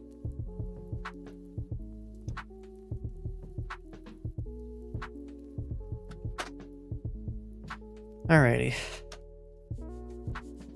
Now then, the Vidya. Bring that back down. It's done! It's cooked! Oh my god! I mean, What? alright, let's eat it. A portion What? of this video was sponsored by HelloFresh. They The chicken you see here sponsored is this? the only one on Earth ever cooked by the power of slaps. And as funny as that might sound, the engineering required to pull this off was no joke. A couple months back, I posted a video investigating a question as old as time. How many slaps would it take to cook a chicken? The results were incredibly promising, increasing the chicken's temperature by as much as 16 degrees C above ambient. With the original rig destroyed by our testing, we were back at square one, but boy did I have a lot of suggestions on where to go from here. My comments and my Discord were both flooded with ideas. Some of them pretty good and yeah, a lot of them were really bad. I like his Winnebago chicken-sized plate armor, a rig-sized vacuum chamber. All of these suggestions addressed important issues with the original design, but each only really addressed one at a time. I needed all three: faster slap rate, more control, and minimal heat loss from the chicken. Faster slap right off the rate, bat, what I a knew sentence. we'd need a stronger arm, so I made a new oak core aluminum version whose outer shell provides strength, while the wood core. Oh my god, I've like heard it's funny recognizing royalty-free songs. Like I've heard that particular track on like Mark Rober videos a lot. I don't know why it's such like an engineering YouTuber song to use. Adds rigidity. The original meat beater also had a fundamental problem in that there was no The way meat whatsoever beater? to control the power Oh my of God, a slap dude. without also adjusting the speed. This is a real issue because it means that as we go faster, we're forced to hit the chicken harder and harder, thereby accelerating its pulpification. What we need is a rig that can slap really, really fast without hitting the chicken all that I wish hard. I was which good means enough at making a engineering pound to that do these allows crazy for things adjustable myself, but- slap depth. And yes, that's the technical term. Slap This was depth. the biggest overhaul from the original rig, My which God. meant it was a pretty involved process. terms The on design this I are settled on hilarious. used a cutting board as the impact surface, aluminum angle bars for mounts, This and spring song steel actually strips is as the adjustable height legs that connected it to the arm. This allows for far more control over how we impact the Alright, chicken without slappers. compromising too much on weight or flexibility. The other big issue with the original design was that the chicken was constantly losing heat to the environment, and this was where Joel's experience really came in handy. Joel suggested ultra-thin aerogel insulation, which would minimize heat loss from the chicken without greatly dampening the force of the slapper's impact. The genius Interesting. of this design is that it basically acts like a one-way energy filter, where the Yeah, Aerogel's pretty crazy. Oh, you missed me. Aw, Sash. That's sweet. I might be down to play some Terraria tonight. Alright, I'll have to watch more of this later. I don't want to freeboot the entire video because I don't know, I feel bad about doing that.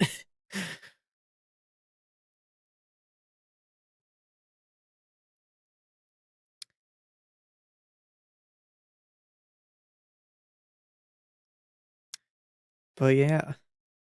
Slapping a chicken, I mean, it makes sense. It's just also absurd. Oh, you still see my homepage. Yeah, there's all kinds of things going on here on my homepage. Let's just let me turn this off. There's too much going on.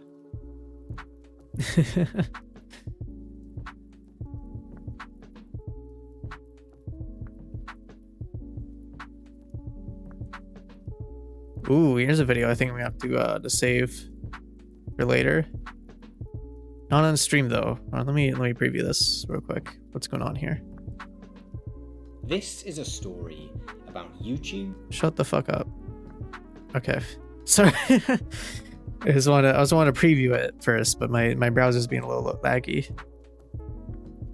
Okay, I hear you. No worries.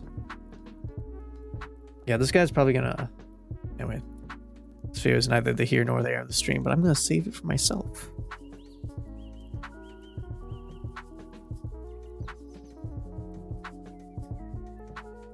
Seen good videos recommended from this channel. I just haven't watched them yet. Gosh, why is my browser being slow? Okay, well, to be fair, I have quite a lot of tabs open, so I guess that makes sense. I guess that makes sense.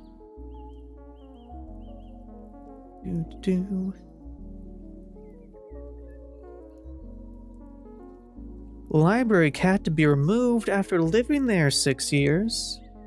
But why? Cheers, living in a North Texas library, and now this cat could get kicked out. All new at 5 o'clock, Gilma Avalos explaining the new controversy over the kitty cat known as Browser. Browser. Meet Browser, the library cat. Hi, Browser. He strolls the place, past the books and the patrons as if he owns the place inside the White Settlement Library. Yes. The Browser is now at the center of a cat fight, and fur is flying. I'm concerned about the fact that we've had a cat living here for 6 years, and suddenly, for no reason that's really been explained to us. The council wants to take it away from its only home it's ever known. Lillian Blackburn, president of the Friends of the Library, is one of many local residents upset that the city council last Tuesday voted 2-1 to give Browser the boot. Their council is He has 3 30 people? days to vacate. I come here to see the cat. Okay. Why? Because he's really friendly and he lets me pet him and he doesn't scratch me or bite me. 10-year-old Christian Bearden is one of the many kids who suddenly like coming to the library after meeting Browser. I love him. I love Browser. This past Tuesday, there was a council agenda. What the fuck is this shirt? He's got a fucking relocate embroidered the shirt library cat. for being the mayor. Oh my god, is that literally the town name? That checks out. Although he could only vote to break a tie, Mayor Ronald White said he was against the council's vote in favor of removing Browser from the library. This is the ambassador for the citywide summit for the library. And it helps children to read, learn to read, because they read to the cat. Gilma Avalos, CBS 11 News. By the way, Elsie Clements is one of 2 city council members who has voted to remove Browser. He told us that he's heard complaints from people who are allergic to cats. I knew it. He believes that's a problem for them. Those who want Browser to stay have started a petition asking the city to vote again. I figured it was people who are allergic, but I mean, I don't know. Like, can't you just stay away from them? It's the whole library, right? How bad could it be? Yeah, reinstall Browser. Reinstall him. Also, it was years ago. Was Browser saved or was he removed? Was voted out last year. Oh my god. He fucking lost election. He fucking lost election. It's 30 days to vacate in America. Even cats get evicted. Oh my gosh. Alright, what's this Luigi video you sent me? Luigi, Luigi, oh yeah, oh yeah. Luigi, Luigi, oh yeah, oh yeah. Luigi, Luigi, oh yeah, oh yeah. Hey! Who the fuck? Hey! No cat equals campaign go flat. Oh my god, gosh. How about the mayor had a fucking, like, special little shirt? It's so goofy. Like he works at like a auto parts store and he has a little shirt with his name on it.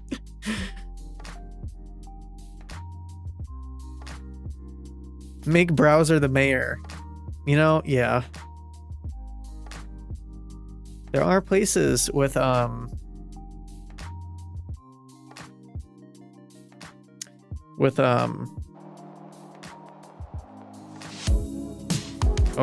turn this down. And by down I mean off. We got another Amsterdam cycling video that I'm YouTube's now just recommending these to me. I think it's giving me like a preview and it's gonna watch out, this man has an umbrella. They put the sign there.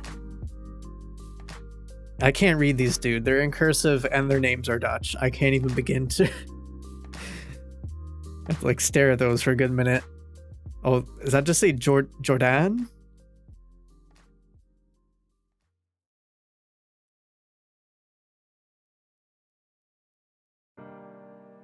I can watch you twice, once in the morning and at night in one day.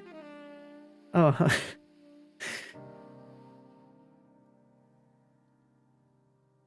thought this video would just be, okay, here we go, now it's starting.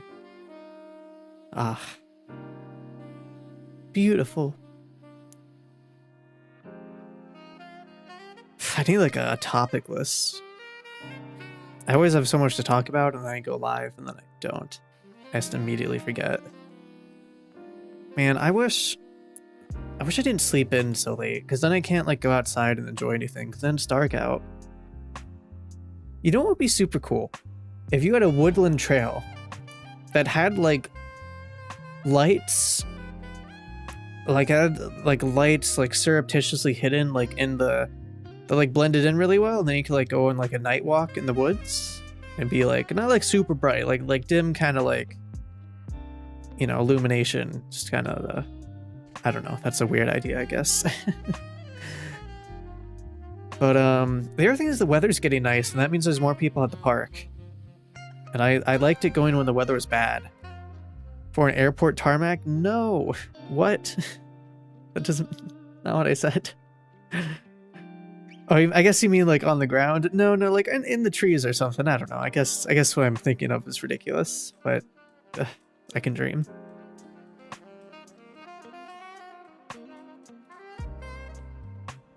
But I wish, yeah, actually it's raining today. I should have went today. Got my raincoat.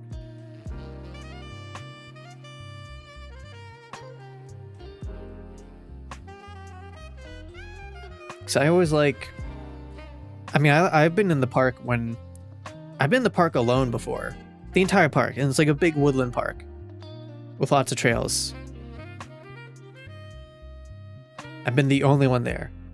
And I've been there when there's only been like 3 other people. Going when the weather is bad. Like if you just dress for the weather, you can still go out and enjoy the nature, which is what I like to do. I like it when people aren't there. Especially during Corona, because people don't bring masks. And like, I know it's the woods, so I don't expect you to like wear masks all the time, but I feel like people should wear them at least like when they're passing people, right? Because the trails are really narrow.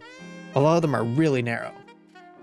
And so they should really, like, just put a mask in your pocket and then just whip it out real quick. It's not a big deal. Like, not asking for that much. You cannot get 6 feet away from people on these tiny trails. It's annoying. But now that the weather's getting good, you know, when it was cold, it was like, well, everyone here is wimps. I'll just put on my coat and go. Plus, I got to use my really fancy Fjallraven hat. I have a nice 100% woolen one. Ethically sourced from like the small farm in Sweden and spun in Italy. It's like all fancy. Got a fops on it. High quality, super warm, but light. Now it's not even cold anymore. It's getting too warm. I don't know. I feel like winter just kind of flew by. I kind of like winter. Oh god, stop with this, dude. No. Cease. Get that out of here.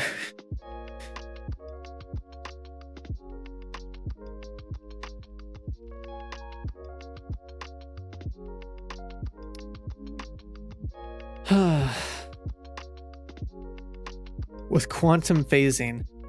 That's probably fine, I guess. I don't know. I'm not a quantum epidemiologist, unfortunately. Can't say one way or the other.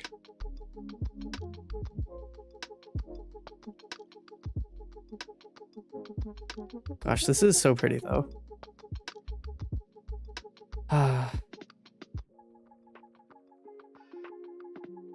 I miss when we could go outside and like do things in the world. Remember that? Remember those times when you could like do stuff? Crazy. Can you believe it?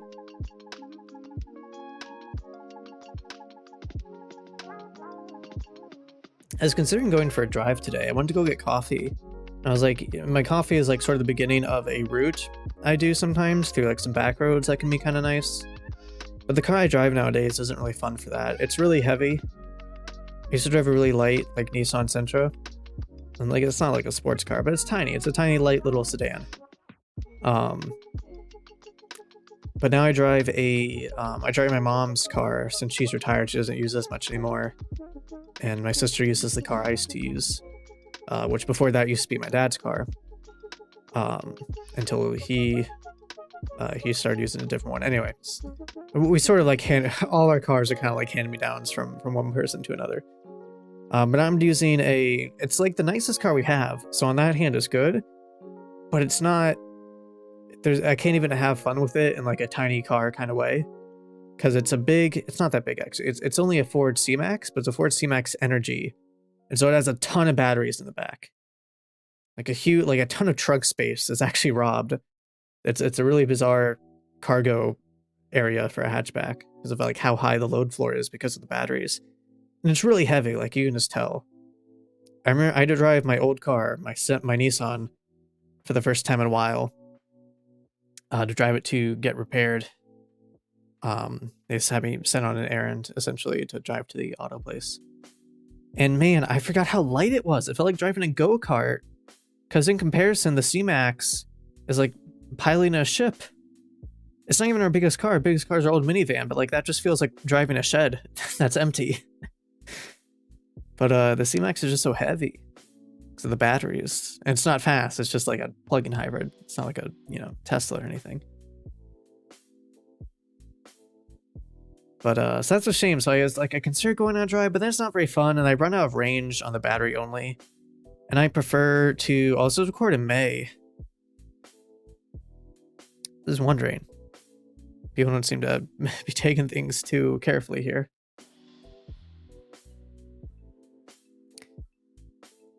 But anyway. Our hand-me-downs, except for my Lenovo.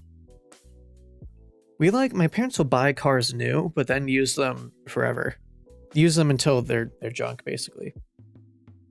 So my dad's still using our like 2002 Honda Odyssey, which is just, it has the shit being out of it. It's in like dire straits, but hey, it still works mostly.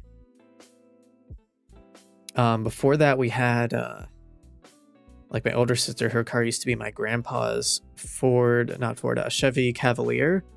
God, that was a adorkable little sedan. It had like this weird like pattern on its cloth seats. I don't know, it was so goofy. It had manual locks, like you had to go and individually unlock the doors. Silly. Very, very old. I think that one got crashed or something. Not even that badly, but like we were just like done with its BS by that point.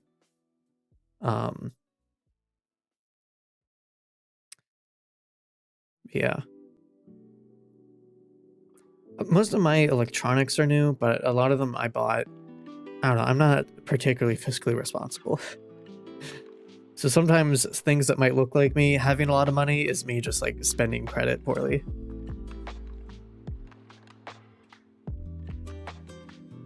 You know, an honest mistake to make.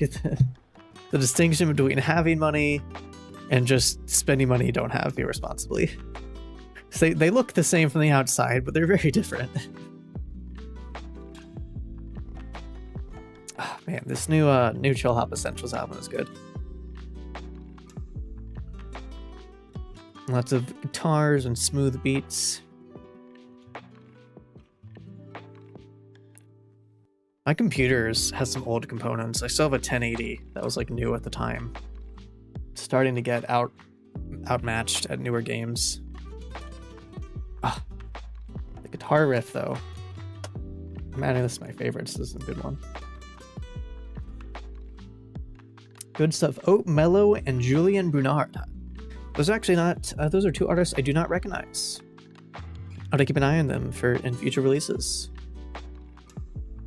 Yeah, this video just makes me want to get outside, but it's nighttime now. It's like, what am I gonna do? And again, I'm driving. I can't like go for a drive. That's just not as fun anymore because my car just has absolutely no dynamism to it. You know, the other one again, like wasn't a sports car. It was like a tiny little car. You know, could kind of tossable. You know, not doing anything super sporty in it, but it had, you know, could enjoy drive a little bit. Now mine is, I mean, I like it because I can run it on electric only for things about town, but then it's not fun at all. So that's sort of the downside. Like I was like, oh, you know, today might be a good day for a drive, other than it being rush hour, but I was going to drive into the boonies, so whatever. But yeah. Also, side note, its turning radius is legitimately just offensive. Like I get offended at the turning radius of the Ford C-Max. It's so bad. It's so bad. I don't know why it's so bad, but it's terrible. This is not that large of a car. Its turning radius is awful. The turning radius of a minivan is smaller. And that's a miniature van. It's in the name. It's a goddamn van. It should have a smaller turning radius than like a hatchback. Driving stresses me, but I'm still learning stuff. I enjoy driving. I mean, it's better that it stress you than be lackadaisical about it. Because I mean, it is dangerous. So it's good to, you know, be cognizant of, you know, the responsibility of piloting a big machine. But, I mean, yeah, but I can find driving relaxing just going on like loops of back because I don't live that far from like getting pretty far into the boonies, relatively speaking. I kind of live on like a cusp. Like I go one way and I end up in town. I go the other way and I'm in the middle of nowhere. And so I've found a few routes. I know of one loop in particular. I even shared it with my friend who used to be local. I shared it with Oz because he has a nice sports car. He has an Audi TT back when he used to be semi-local. And I was like, hey, if you ever need a nice driving road, I found this cool one. It's like, yeah, if you go down here, it's like this tiny little town out of the way. And then you go on like this road. And it's like the speed limit is like 55. But the road is like really bendy and stuff. And probably the speed limit shouldn't even be that high. So like you can actually have like a lot of sporty fun without even like breaking the speed limit. Because the speed limit doesn't really make sense to begin with. And it's just a nice little loop in the middle of nowhere through like the woods. Sometimes I've taken like risks and I've been like, maybe not risks, but I guess kind of risks. And I've been driving around back roads and I'm like, oh, let me turn down this tiny road, see where this goes. Because I can't get like too lost, you know. Nothing goes super far. Particularly because there's waterways, so you're kind of boxed in from like driving like way out in the middle of nowhere before you get to the end of the line essentially. And then sometimes I end up on like these random dirt roads. And it's like, oh, okay. I'm just in there in like a little sedan. I'm like, I'm fine. I hope I don't get stuck because I don't have any off-road capabilities here. But it's just like this road existed. You know what's annoying? I really like using Android Auto. Like I totally like that I have a more modern car as my daily. It's not like my car, but it's the car I use. And I like using Android Auto because Ford Sync system pisses me off.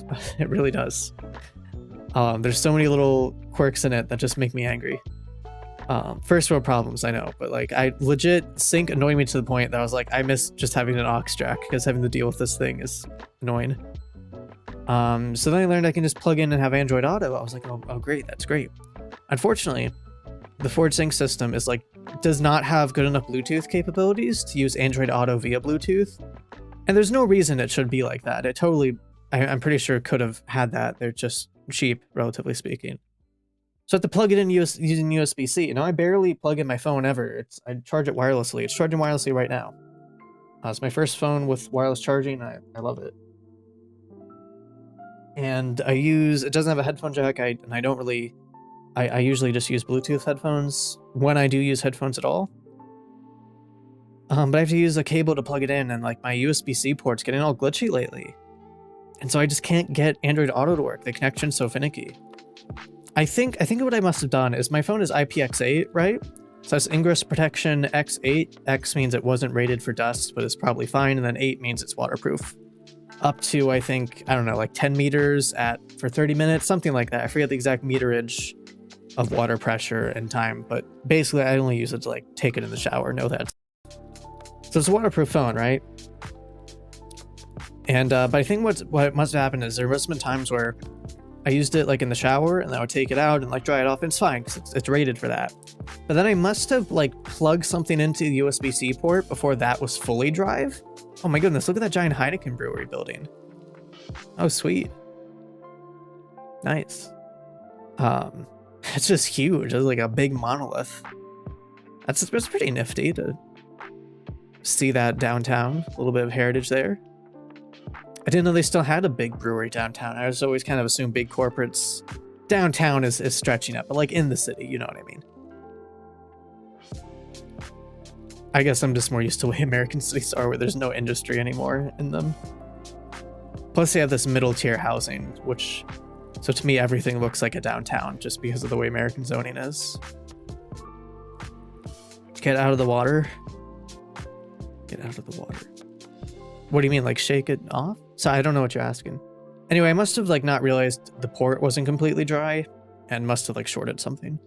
I'll probably try some like contact cleaner on it at some point. But I don't know, it works sometimes. It's just super finicky to get the connection going. And it really breaks my heart because using Android Auto is such a nice experience. And then to have it break, so upset to have to go back to sync. Again, first world problems, but all the water out of the speakers and pores. That's interesting. I've never heard of that. Mine I don't know, my speakers are really shallow, and so I don't think that's much of a problem. The port, though, yeah, I think I just should have been more careful to make sure it was dry. So I think that was just my bad. You know, it's not that the port can't take water, it's that I shouldn't have plugged something in there before it was fully dry. I think it was just, I wasn't, because I don't use the port that much. So I was like gone out of the shower and then gone in the car and then, oops. So, but yeah, I'll have to, I don't know, see what I can do about that at some point. Because it is a big annoyance and a big quality of life thing. Plus, what if I'm in a situation where I can't wirelessly charge? I am in trouble. Granted, I do have a, well, look at that, close, stay home. Damn right.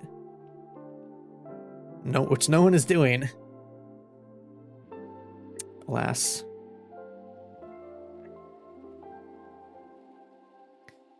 Look at people actually following signals. Genuinely difficult to comprehend. So here in America, it's fucking anarchy.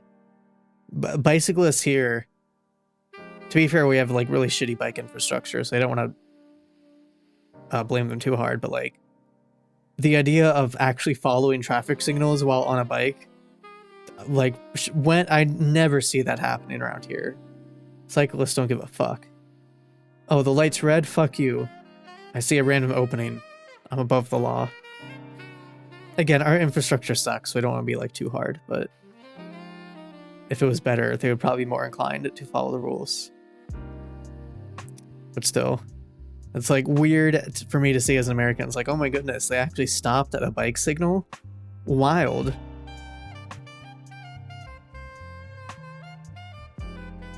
Wonder what these flags are. I mean, one of them is the Dutch flag. The other flags, not the Dutch flags are obvious. The other flags, because they don't seem to be the Amsterdam flags. Bikes are, yeah, exactly. But so many people don't follow the rules. No, again, if we had better cycling infrastructure, it would probably help. So I don't want to be like too harsh, but like still, I see people that are just like, fuck it. Like I'll be stopped at a light in a car, and then a cyclist pulls up, and they just go, and it's like, bruh, the signal is for you too, mate. Run across the street, yeah, jaywalking and stuff. I mean, there are times and places, you know, where I'm not going to be like that much of a stickler for the rules, but you know, most of the time it's just people like, it's unnecessary to not just, you know, look at those rollerbladers. What the fuck? What the heck? What? What on earth? Oh man, look at this. You'd never get this in America. Ever. Ever, ever, ever, ever. Look at this. This is a street with shops that has no road access. You bike to it or walk. Crazy. About jaywalking? Yeah. There's a good City Beautiful video on it too. The urban planning channel, City Beautiful.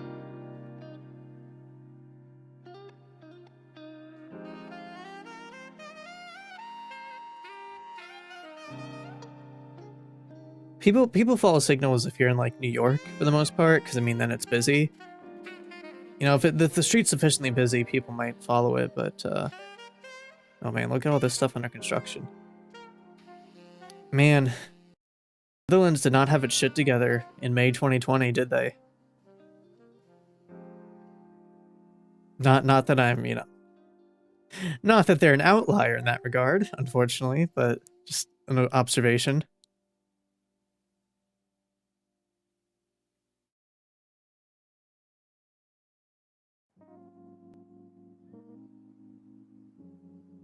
What is that flag? Oh, that's a Lebanese flag. Must be a Lebanese restaurant. Neat. I listened to a whole Radiolab episode about, it's called like Lebanon, USA, and it's about towns in the USA named Lebanon. It sounds a little boring. It was a really cool episode though, and like about the trees, about what are they called? The gosh, what are they? What's the fucking tree on their flag? What's it called? Heck, I don't remember. Ah, what are they called? Heck. Cedars, right? Cedars, yes, cedars tree. The cedars of Lebanon. I believe that's it. Yeah. It's like a specific type of cedar tree. the Lebanese flag. They passed one earlier in the video next to a Lebanese restaurant. It just reminded me of a Radiolab episode that was about the trees and other stuff. And it was about like all these towns in the US called Lebanon, like US towns that had the same name. And some of them have like, he went to one, their correspondent who's from Lebanon, and he went to one and they were very excited. They're like, oh my God, you're from actual Lebanon? You're like, oh my God. And this is a tiny town. Like, I want to stress, this is a tiny town in like the middle of North Dakota. Talking like 60 people. And they're like, oh my God, hon, we have to show you something. And they have like this tree in the town that was like a gift from the country of Lebanon, or like a Lebanese cedar. There's like a famous Bible passage about the cedars of Lebanon or whatever. Plus it's, you know, it's on their flag.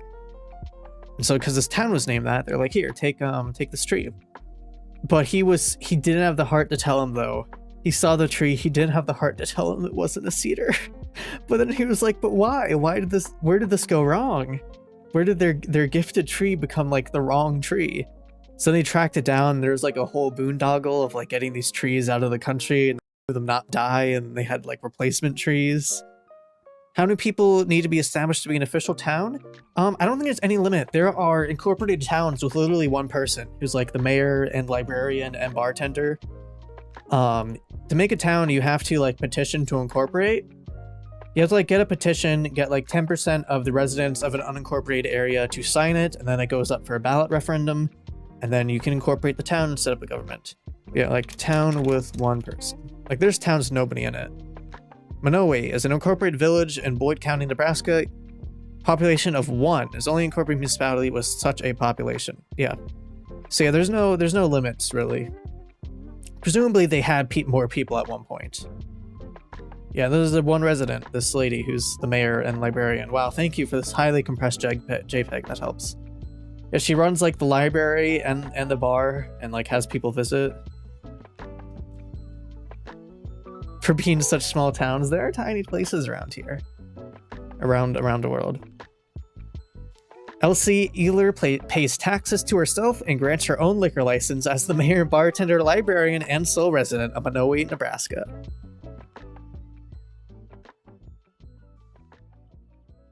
So yeah, she became the sole resident in 2004 after her husband passed away. Yeah, so she's like a bit of a media celebrity because, you know. On the afternoon of Smoke with Ealer, she had just served a group of students from China who were studying in Omaha and had made the drive out to her tavern after hearing about the one-person town. She's found that people go out of their way, especially in the summer, to stop by Manoa. She's had visitors from 47 states and 40 other countries. Wow. The guy playing chess. Oh, that's a classic one. You consider people 40 miles away as your neighbors. So she's not, people visit, but yeah, there's no one else around, you know? When it snows, a local farmer comes by to clear a parking lot on Main Street. Aw. You understand a family can't live nearby. But yeah, so that's, you know, little cool novelty. It actually reminds me, there is, oh gosh, what's it called? I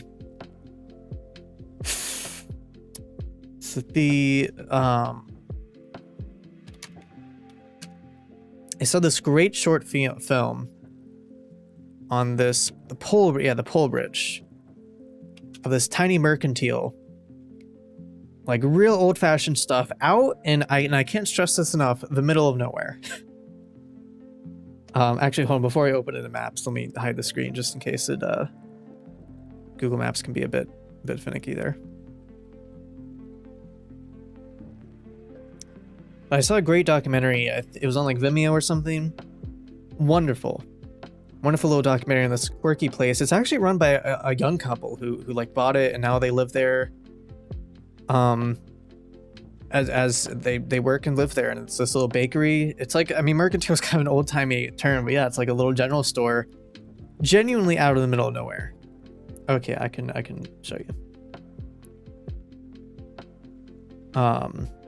Yeah, mercantile and bakery. Let me save it as in want to go in case I'm ever in middle of nowhere, Nebraska.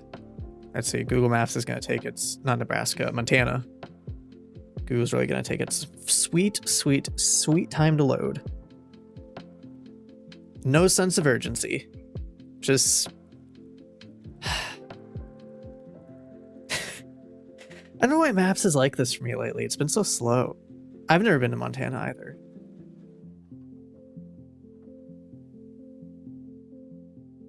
But yeah, it's in the middle of nowhere. Like, I want to stress, it's in the middle of nowhere. I mean, the middle of nowhere. There are like not even other fucking towns showing up. This is in the middle of nowhere. I can't stress that enough. This is really far out. It's not even like in a town. No one like else actually lives here. It's like it's just the Mercantile and there's like a hotel, I think. It's become a bit of a thing. People like will come by, but yeah, they have to like, what happens if you need help? You're fucked. I don't know. You're self-sufficient living out here, I guess. Yeah, let me yeah, it's pretty cool though. I wonder if I can find the...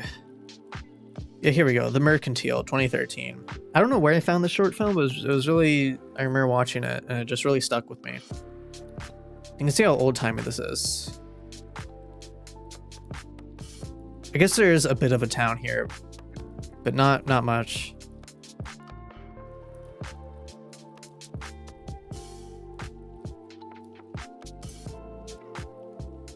We accept Canadian. Of course, being so close, they're not even that close, but I guess relatively speaking. Interesting. It does look quaint and cozy. I'd totally stop by there. Oh, it's a bear.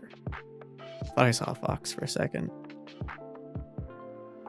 Glacier National Park. Yeah, this documentary, I think this is the one. Yeah. It's like they're really out in the middle of nowhere. I'll put this in chat if y'all want to watch it sometime. I watched it, I think, on Vimeo at the time. Yeah, so it's at the foot of like a national park. There's most people, I mean, people visit from like miles over. They have to go like 40 miles out of town to get supplies, and it's like through a dirt road. Yeah, really, really interesting place. If I'm ever there in the middle of absolutely nowhere, I'll be sure to stop by.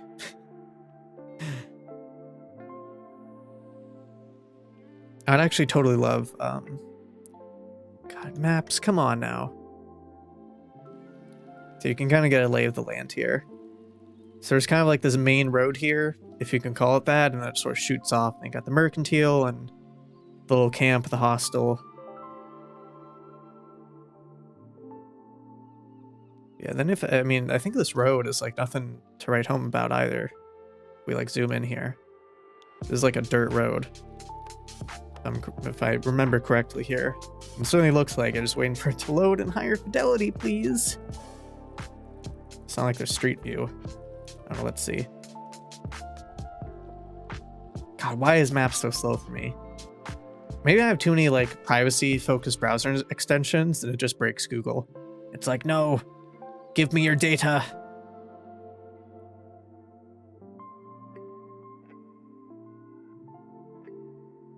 Let's see. Yeah, I'm not seeing anything. No street view. I think there's street view specifically for the Mercantile. There's like photos, like a photosphere, like a connected photo. But yeah, no street view. Just waiting for the satellite image to sharpen up. Assuming it does. Maybe it doesn't. Maybe this is just too far out to be sharp. Yeah, funny little place. Spends all your other tabs until you wake them up. No, I usually want my tabs to be active, relatively speaking. The Great Suspender. Oh, here we go. Yeah, see, this is like a dirt heckin' road. Like, legit. I don't know, it looks... Is it? Yeah, there's no street view here. Just wanted to double check now that it loaded. Yep, just way in the middle of nowhere.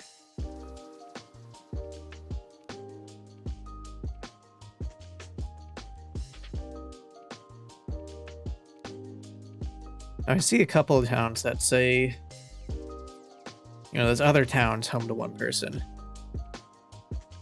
I think there's also towns that have actually lost all their residents, but maybe aren't like entirely. Do they have Wi-Fi?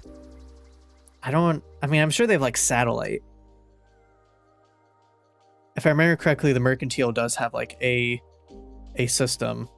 It's just, but it's only like satellite, so it's slow, you know. Although I guess Starlink is making that faster, which is good. It's just, you know, to my surprise, giving them credit for something, but.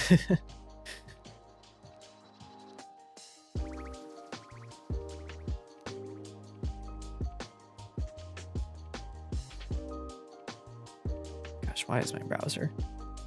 Why is my browser so slow? Oh, why is it slow? I just want to know. One day. Alright, while we're waiting, I'm going to load up. Right now, I think we're going back through songs. Let me scroll down and... heck, hold on. I'm trying to... God, this is taking forever to load too. What have I done to deserve this? What god have I angered? No.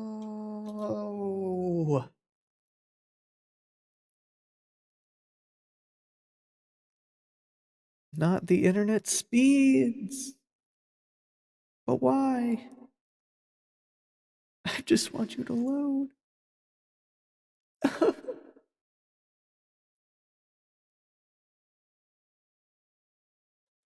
Okay, there we go.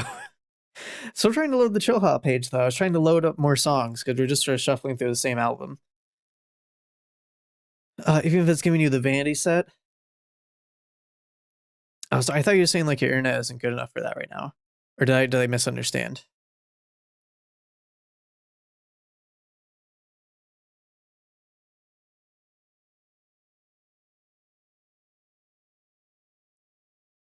Chill Hop, please. Oh, okay. I must have misunderstood what you said earlier. 8,000 feet? Oh shit, that is legit. That is legit high, isn't it? Oh, it's just a photo? No news about it? What is it? Buford, Wyoming? Oh, you just don't have a map. Okay, right. Oh, but it's an unincorporated ghost town. That doesn't really count, though. See, that's the thing. It's a ghost town. It's not incorporated. The thing about the other town is it is incorporated. So, like, she's the mayor and everything. Boop Ford.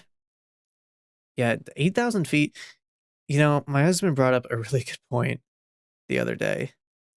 He was like, so I was telling him about like how lots of indoor spaces are, come on, Chill Hop page. Lots of indoor spaces have like insufficient oxygenation. Like schools and offices, like they just don't have like good airflow, and it's not good for, you know, the people working there, the students, because, you know, if you've ever been to school and your mind just feels like it's in a fog, and like you're just like, you just can't quite focus. It might be because there's like literally not enough oxygen. Excuse me, there's like not enough oxygen in the room. It's like insufficiently ventilated, and the air's stale. Not enough for you to like get hypoxia or anything crazy and notice. But enough to reduce, you know, your mental function, at least from its peak. Not enough oxygen, never enough oxygen. But I just, yeah. So then my husband was like, "What about people who live in like Denver?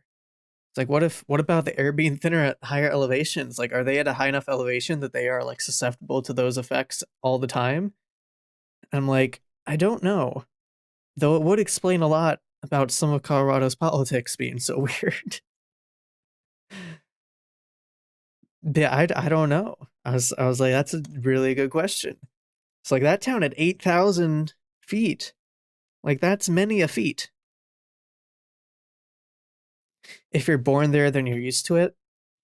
I see. I don't know if it's the type of thing. I know you can adapt to it, but I think you adapt to it like physically. I don't know if you mentally adapt to it. But I don't know. I mean, that's the thing. I had no idea. Because I just know I was reading about, I don't know if I was reading about it, if it was on a like NPR Radiolab episode type thing.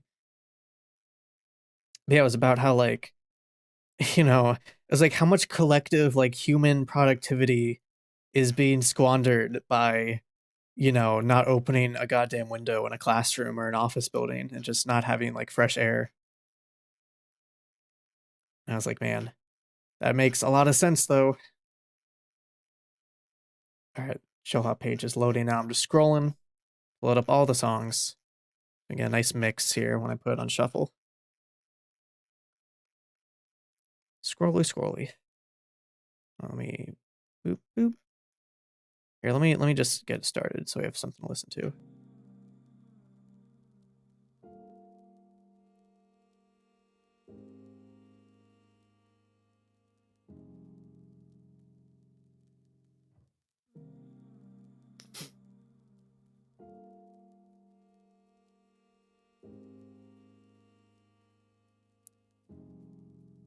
We can play like tomorrow maybe.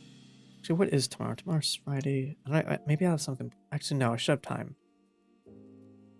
Tomorrow might be a good day for Terraria. So I should have like 3.5 hours before. I'll see if maybe I can do some Deep Rock with Weekend. We do that on Fridays a lot. But I would have time before that nonetheless.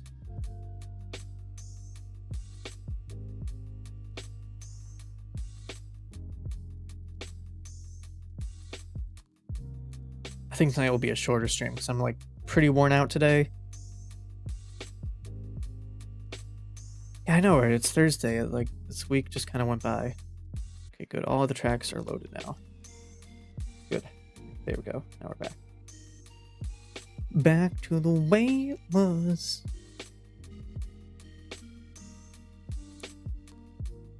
Oh man. Yeah, I am like exhausted today. I don't know why I didn't do anything. I didn't do anything at all. I'm just a bad mental health day. Things in the world and in the fandom are getting me down and stuff. I don't really want to talk about it on stream though. As much as I considered it, but I'm just like, the hell is going on this street? This is bizarre. Is there a canal in the middle of there, or is that like the middle of the road there doing stuff? Oh no, it must be in the middle of the road.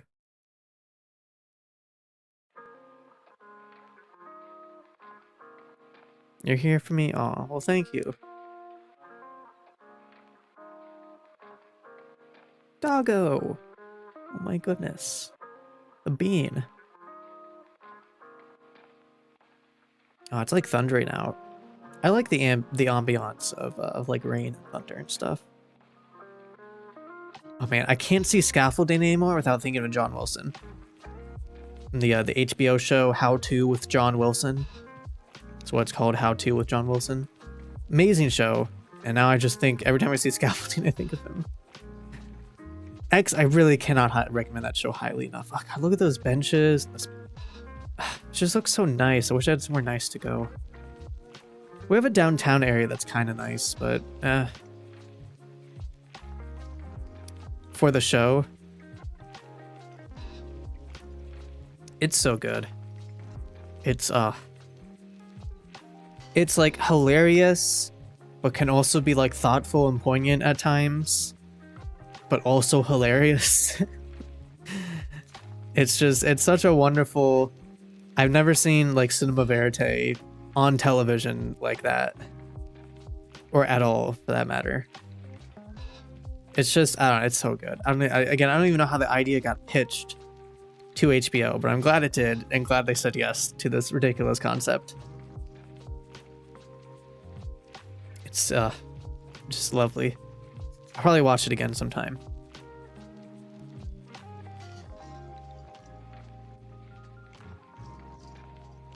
Gosh, it is crazy how pretty the streets are. I would love to live here. This is like my perfect urban environment, which is really hard to find in North America. But emigrating to the Netherlands is not an easy process. So, But who knows, maybe. I'd love to, I mean, I'd love to at least visit, but, you know, first of all. Oh, you sent me some pics? Okay, cool. And like Discord? Let me open that up. Yeah, see, what's that flag? I've been seeing that one on some buildings. Maybe that's like the provincial flag? I don't know. Let's see, I don't see anything. Unless they're just loading.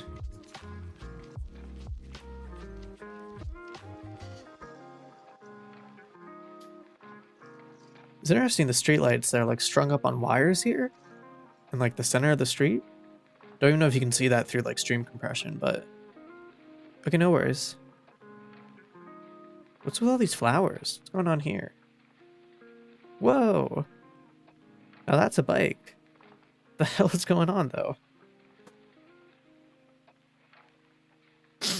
Excuse me, my nose is a little stuffy. Oh, it's still okay. Gotcha. Oh. Not sure how much longer I'll be streaming. I almost didn't stream today. But I wanted to at least stream a little. Oh wow, the road goes like right through the museum. Oh wow. That's really neat. Look at that. Wow. It's really cool. Really nifty.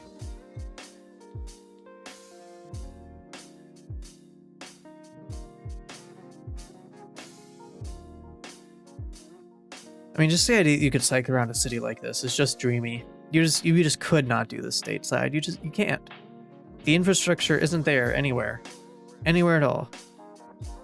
Not this extensively, not over an entire city this widely. And with such dedicated paths and not just painted on bike lanes that don't mean anything, really. The thing about these designs too is that this is also good for the drivers, because then there's just less traffic. Because then the only people driving are people who need or want to, instead of people who have to but would be totally fine taking a different method if it was available. I mean, look at this. This is a street, and there's like no fucking traffic. There's like a car, you know? Because few people need cars to get around.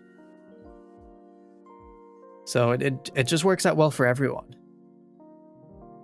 Everyone, no matter your mode of transport, by giving everyone options, it allows people to like spread out the load on each various service, whether it be pedestrians on the sidewalk, bicycles on the bike path, people on the transit, and people in cars. So that way one isn't like overly crowded because people are unable to, you know, use an alternative.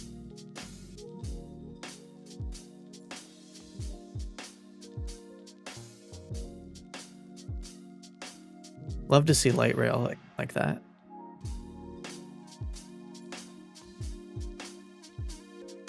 Man, people are just not taking the pandemic seriously, were they, in this point in time? Although I don't know when this was recorded. This might have been recorded a bit earlier than when it was uploaded. But I doubt it would have been recorded that much earlier. Like, why, you know? Seriously? Yeah, that's crazy. You biked for 2 hours? No way, dude. No, it said May 2020. Oh, but okay, YouTube. Sure, that's a thing. Sure. Gosh. Help me reach 500,000 subscribers for better videos. That's a weird goal to set right off the bat. I will smash that like button though. Okay, I don't know. Kind of. Oh, that's okay. I mean, they'll load eventually, right? They'll load eventually.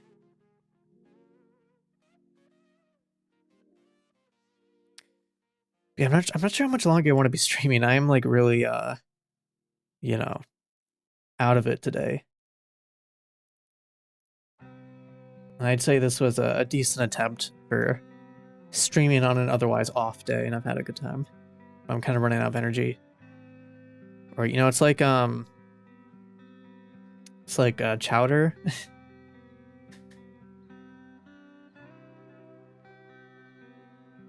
The video, it's like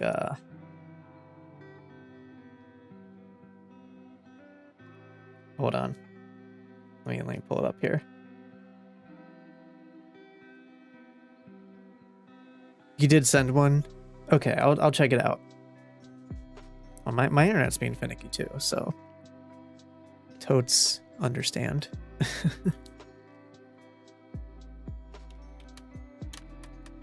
Oh wow. Where are you located? That's really pretty.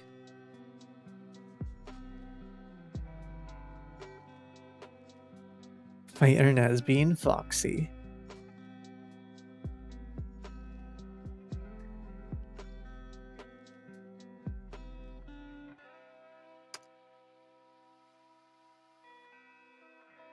You're in Hawaii? Okay, that's what I thought. Much rain.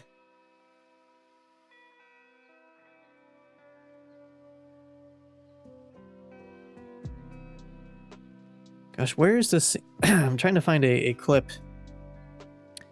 here.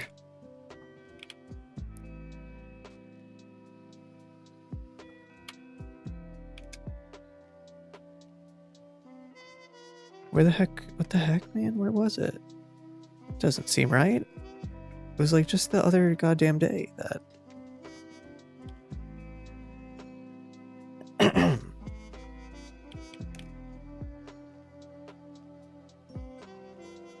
Oh, sorry. Excuse me.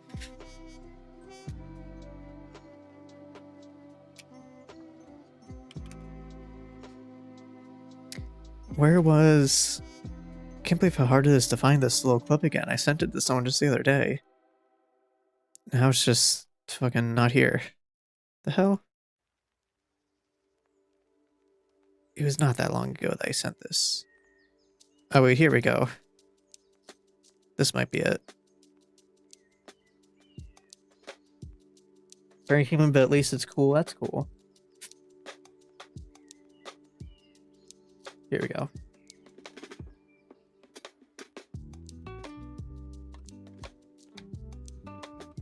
If this will load.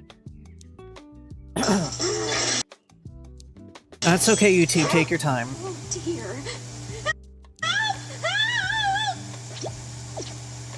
Don't worry, ma'am. We're professionals.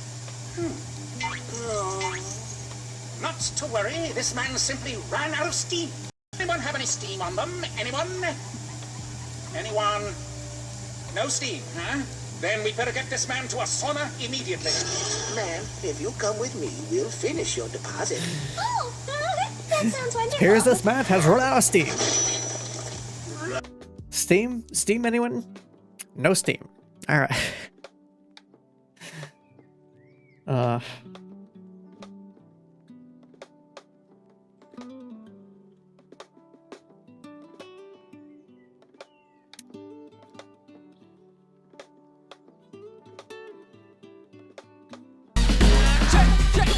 Proxy.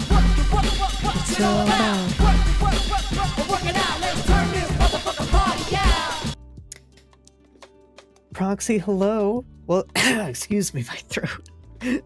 Welcome on in, Raiders.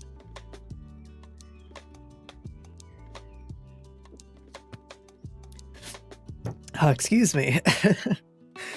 Welcome on in, Raiders. Hello. Thank you so much, Proxy, for the raid. I appreciate it. Look, I even have a cat on my stream. We got a cat cam over there. My cat, Jazzy. How's everyone doing? Oh, look at that little emote. That's lovely. My name is Mythic. We do variety games. We're just vibing here at the listening bar right now.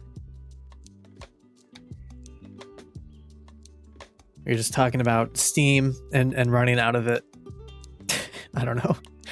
As well as appreciating the lovely urban design of Amsterdam. I've had this on in the background just to appreciate what a city that's designed sensibly looks like. It's a rare sight for my North American eyes. Been in and out of Steam. I mean, like, I was talking about like the phrase running out of steam. I was thinking of like a Chowder clip. It's like, this man has run out of steam.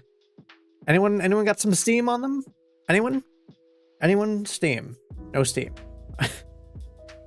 Would love to visit Amsterdam. Me too. Oh, what flag was that? I know. Modest. Do you watch the YouTube channel Not Just Bikes? You would get such a kick out of it. It's called Not Just Bikes. You do? Awesome. Good. A fur of culture. Amsterdam stream trip? That'd be dope. Yeah, I love Amsterdam. I would love to live there, honestly. But that's hard. The only bad part about this video is that this was filmed in May 2020 and it doesn't look like it.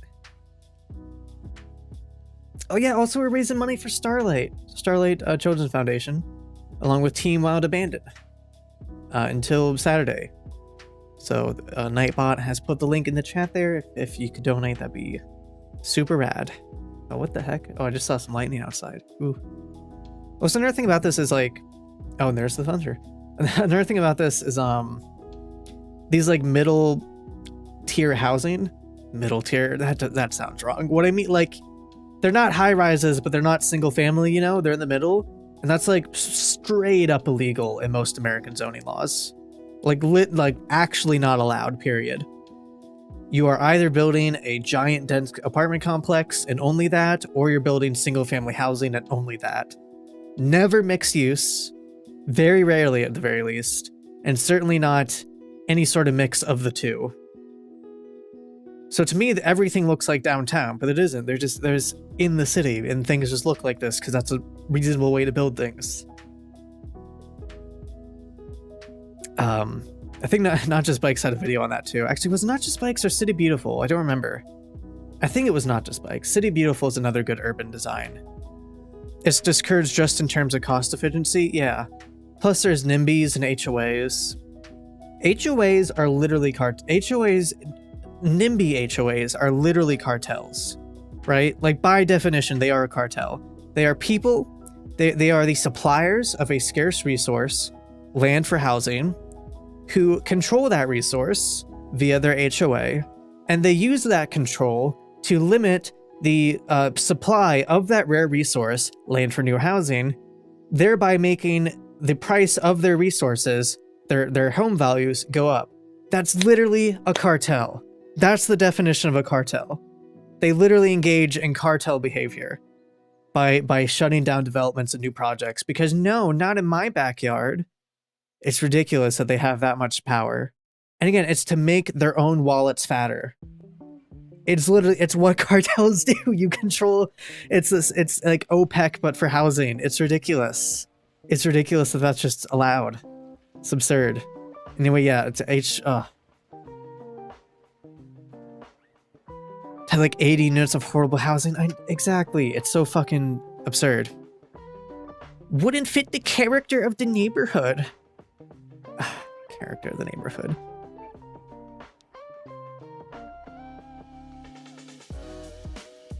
Heck. Despite the fact there's a big... Hey!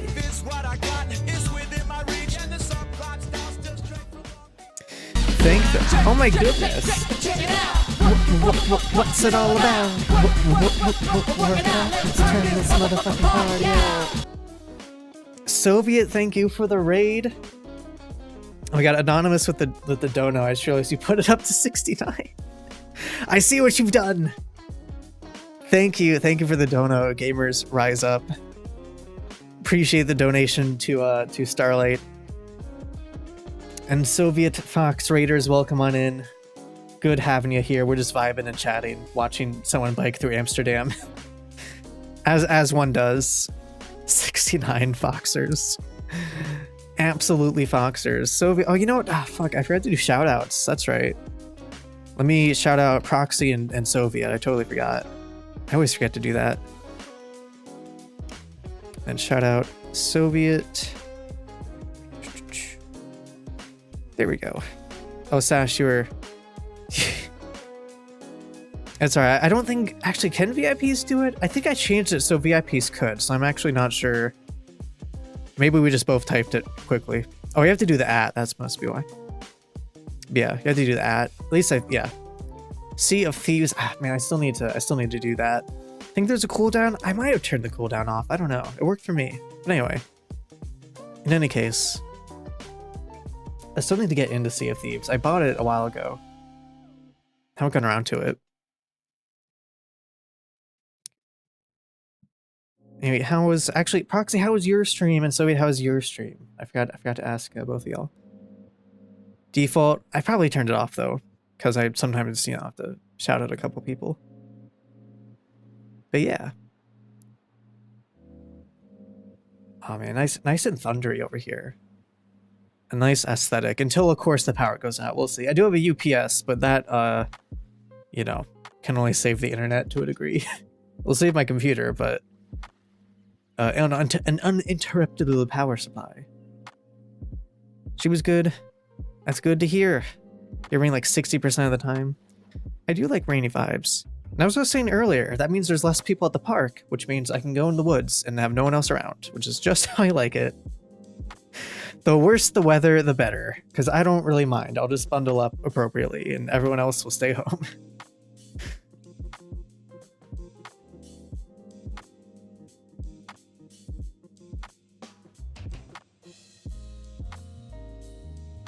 Anyway, where were we? We're talking like bikes and HOAs and stuff.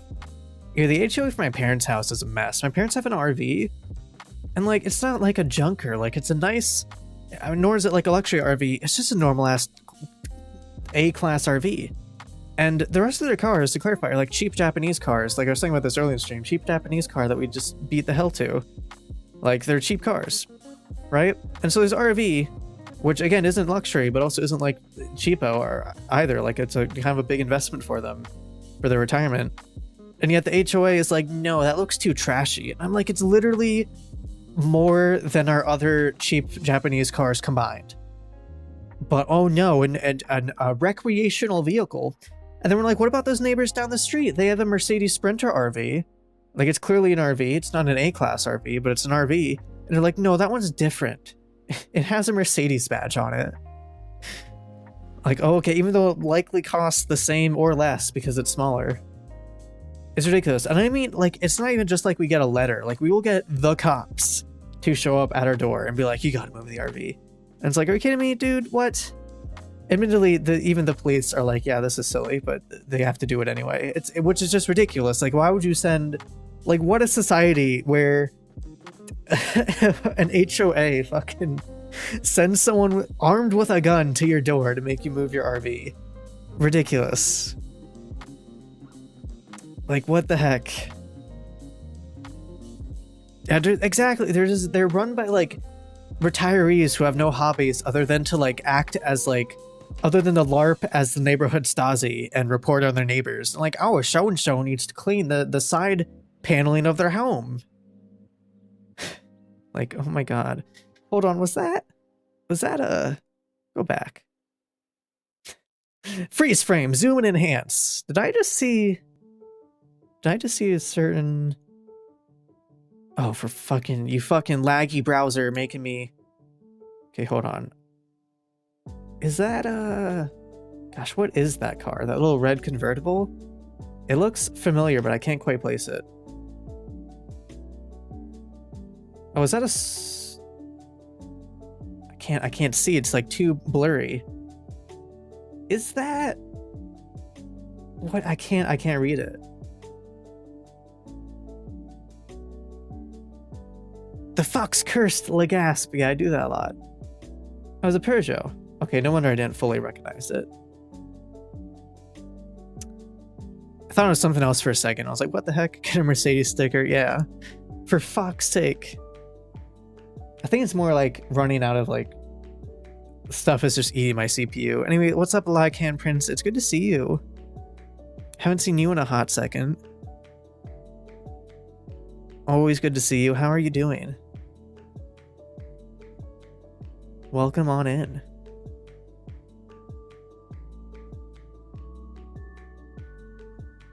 Yeah, and I know Edge Edge Destroys on Twitter. He's complaining about the HOA and how they harangue him and his roommates. Look at that bright orange van. What the heck? Good choice. What is that car? What is that? What is that? Wait, hold on. Zoom and enhance. What did we just pass? Not the orange van. I mean, that's great. Absolutely Pogger's choice in color, in my unbiased opinion. Let me, hold on. Going back frame by frame here. What was this like weird concept car looking thing they passed? Well, it was not that far back. It's like a cryptid. It just disappeared now from all record. The world needs more colorful cars. That is so true. Like, they just don't offer cars in fun colors. Oh, here it is. What is this? That's a, well, it's a Citroen, I believe. Looks like it has, like, Citroen mud flaps. But I have no idea. I've never seen it. Of course, you know, it's Europe, so there's probably plenty of cars. But what is that? Is, oh, yeah, it must be an old Citroen. Which one is that? Does anyone know? That's funky. I've seen like the really old Citroen, the one that's like famous from like the 40s, 50s-ish. This looks like a 80s, 70s version of like the same thing. I think it's a Citroen. The mud flaps, I think, had the Citroen logo on it. I can't quite see clearly enough to tell. But huh. Orange is danger. I'm not danger. I'm just a fops.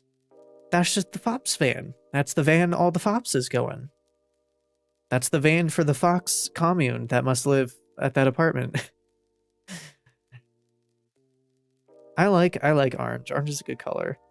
I got orange jeans. I wear them at conventions sometimes because, you know, I'm foxy. I got an orange blazer. I wore that at like Vernal Equinox when the theme was living large, and I wore it at Furthermore too. That's always fun to wear. I like orange. Orange is a good color. I want orange joggers, orange sweats. There's a nice pair on Amazon I found, but they're not in stock. And I don't know if they'll be back in stock, but maybe one day. But not bright blazing orange. I mean, I think it can look good. I think orange should be a little bit bold. I have really bright orange Vans. I like Vans shoes that are super bright orange. Like, they're ridiculous. I bought them when I was like a teenager and into lots of bright colors. Now a bit less so. Is my cat trying to... Okay, well, my cat wants to be let out.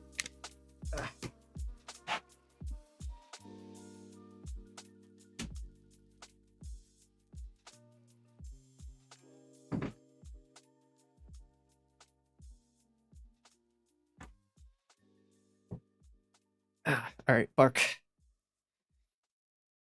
I too miss FE. Although I probably still wouldn't have gone just due to budgetary reasons, but still miss it.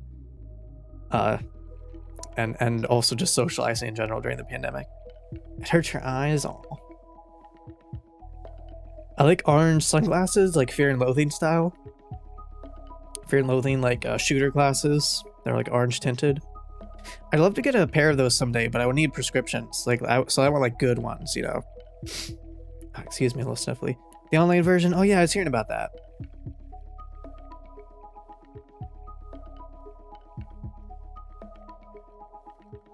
Is anything good lined up in particular? Or what about the fruit? I'm okay with like orange as a fruit, but I don't usually... I'm too lazy to like peel it and stuff, you know? But I'll drink like orange juice. Or mimosas. That's good. Oh my gosh, it's really raining now. Oh, you don't like orange flavored things? I like orange sorbet. That's good. Orange chalky. I actually like chocolate oranges. I know that's a controversial opinion. People are very divided on that. But I like chocolate oranges. I don't actually like chocolate all that much to begin with, to be honest. But I do like orange chocolate in moderation, like a slice, or maybe if I'm feeling crazy, maybe two. Oh, look at that old boxy Volvo. You love to see it. Classic. Gosh, it's kind of weird how like Mini Coopers have gotten so big. That mini quote-unquote Cooper like sticking out from all these other cars. Coat a slice with chalky. You know, that might actually taste good. Like chocolate covered strawberries, but chalky. I would try that. And no fruit. You know, that's a good point. We could check it out anyway. I should probably check it out. I really enjoyed like the Nonstop World as a convention online. Like that was really fun to spend a weekend in Minecraft all day, vibing to music and sets and hanging out with friends virtually. I should really get more into VR chat, but I don't know. I feel like I'd still get too much FOMO playing it without like full like VR headset and all that. I'd love to like be full tracking and really vibe. Eventually though.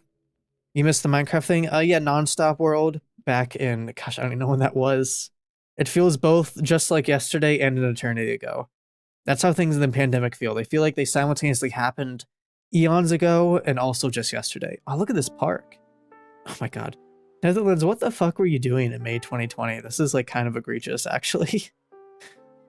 That's kind of horrifying. My god. I mean, people are far away from each other, I guess, but still, it's clear no one's taking it seriously by this point, unfortunately. Well, then again, things were probably more under control there than here, but still. What the heck? Oh, look at that giant, like, gauge. Is that like a temperature thing? That's kind of neat. Oh, they recreated entire section downtown Boston? Oh, that's cool. A&E put theirs in Minecraft. Neat. That's really cool. Yeah, I totally enjoyed...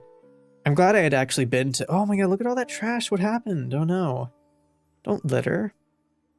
That's a shame. To be in scale 1-to-1. There were people working on that. I wonder how it's going. That's such an ambitious thing. But like, it's theoretically possible. Yeah, they like crowdfunded a whole thing. I wonder how it's going. I know those videos got on like the YouTube homepage a while ago. Think they did. I'm sure they got some places, yeah. Did they do the whole city though? Like for real? That's really neat. Yeah, I mean, that'd be super cool to travel like street view, but you know, extra. That'd be super cool. Oh, and LA. Oh, wow. Yeah, I'm glad I had been to MFF, so I appreciate the hotel and Nonstop World. Actually, I have a Nonstop World t-shirt, but I haven't worn it yet. I got it in small instead of medium, but like I've been wearing mediums lately, so I don't know. I'm hoping, I guess, optimistically that I'll lose this weight eventually, and then, you know. It did North Korea so soon. On the other hand, it's not especially dynamic. At least parts of it. Did they do? I mean, they surely didn't do all of it, but if they did like Pyongyang, I could see that. Because it's relatively like unchanging, you know what I mean? It's like it wouldn't be very dynamic or need that many updates, if that makes sense. I don't know, I've not checked in on the project at all, so I don't know how they're doing. Without camera access, I'm sure there must be like something online that would help you out, or just satellite images. Oh, look at this little bike trail through the woods. This is lovely. Oh, this is so lovely. Oh, I love this. Yeah, I'm not sure how they accomplished that one so quick. I don't know, the entire thing is like crazy. It's madness, but in a good way. A good madness.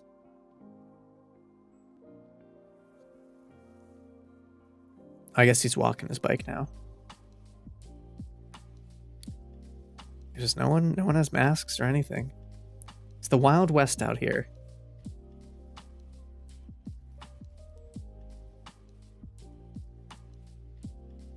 Looks like such a nice day though. What the fuck is that statue? What's going on over there? What the heck? Oh man, this is so pretty. I miss outside. What a time that was. Oh man. Yeah, it was like a polar bear statue for some reason. I don't know what's up with that.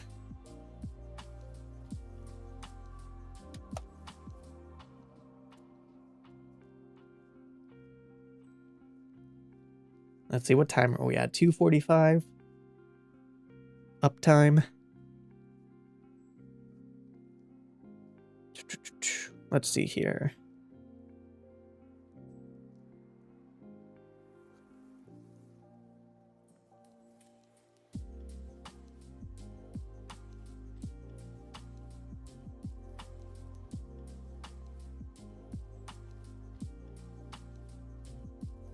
Same thing, it might just raid out soon.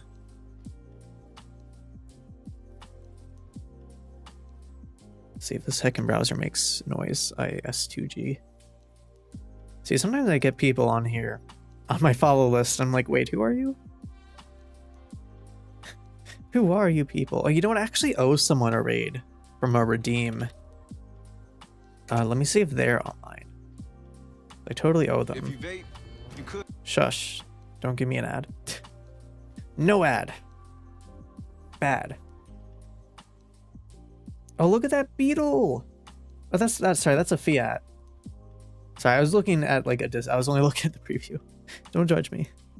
That's a Fiat though. Still, look at it. It's beautiful. Look at that old Fiat. Oh god, the video's buffering now. I'm loading like too many Twitch tabs and stuff. I want to give an adverse shot. Let's see. Oh no, I think the person I owe the raid to is not currently online. Oh man. Like, this would have been a good time. I'll also have to check next time. Yeah, because I'm just heckin' tired, so. Oh, okay, I do know this person. I just didn't know they streamed. Or that I've had followed them on stream. I like checked their Twitter. I'm like, oh yeah. So what are they doing? What's the tea? Maybe we'll give them a raid. Let's see, let me actually tab in here.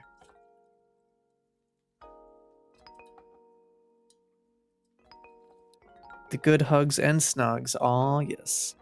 Aw, they got a really cute setup going on. Alright. Alright, sure, let's do it. Let's raid. God, their name, I had to like be really careful not to misspell it. I think I got it. Let's see. Yeah. Alrighty, so that will do it for today. Thank you to everyone who donated money to Starlight. Thank you to Proxy and Soviet for the raids. Thank you for the subs and stuff. Where's my heckin' stream deck? Here we go. Let's go raid Fentikimski. Oh, they're 77% of the way towards a follower goal. We should help them out. All right, let's do this message real quick.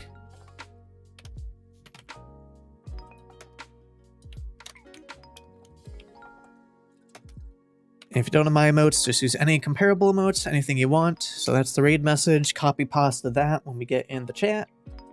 Let me roll credits. Unfortunately, I don't think the credits include donations and stuff. So that's why I shouted those out manually. Or raids. So yeah, so go show them some love.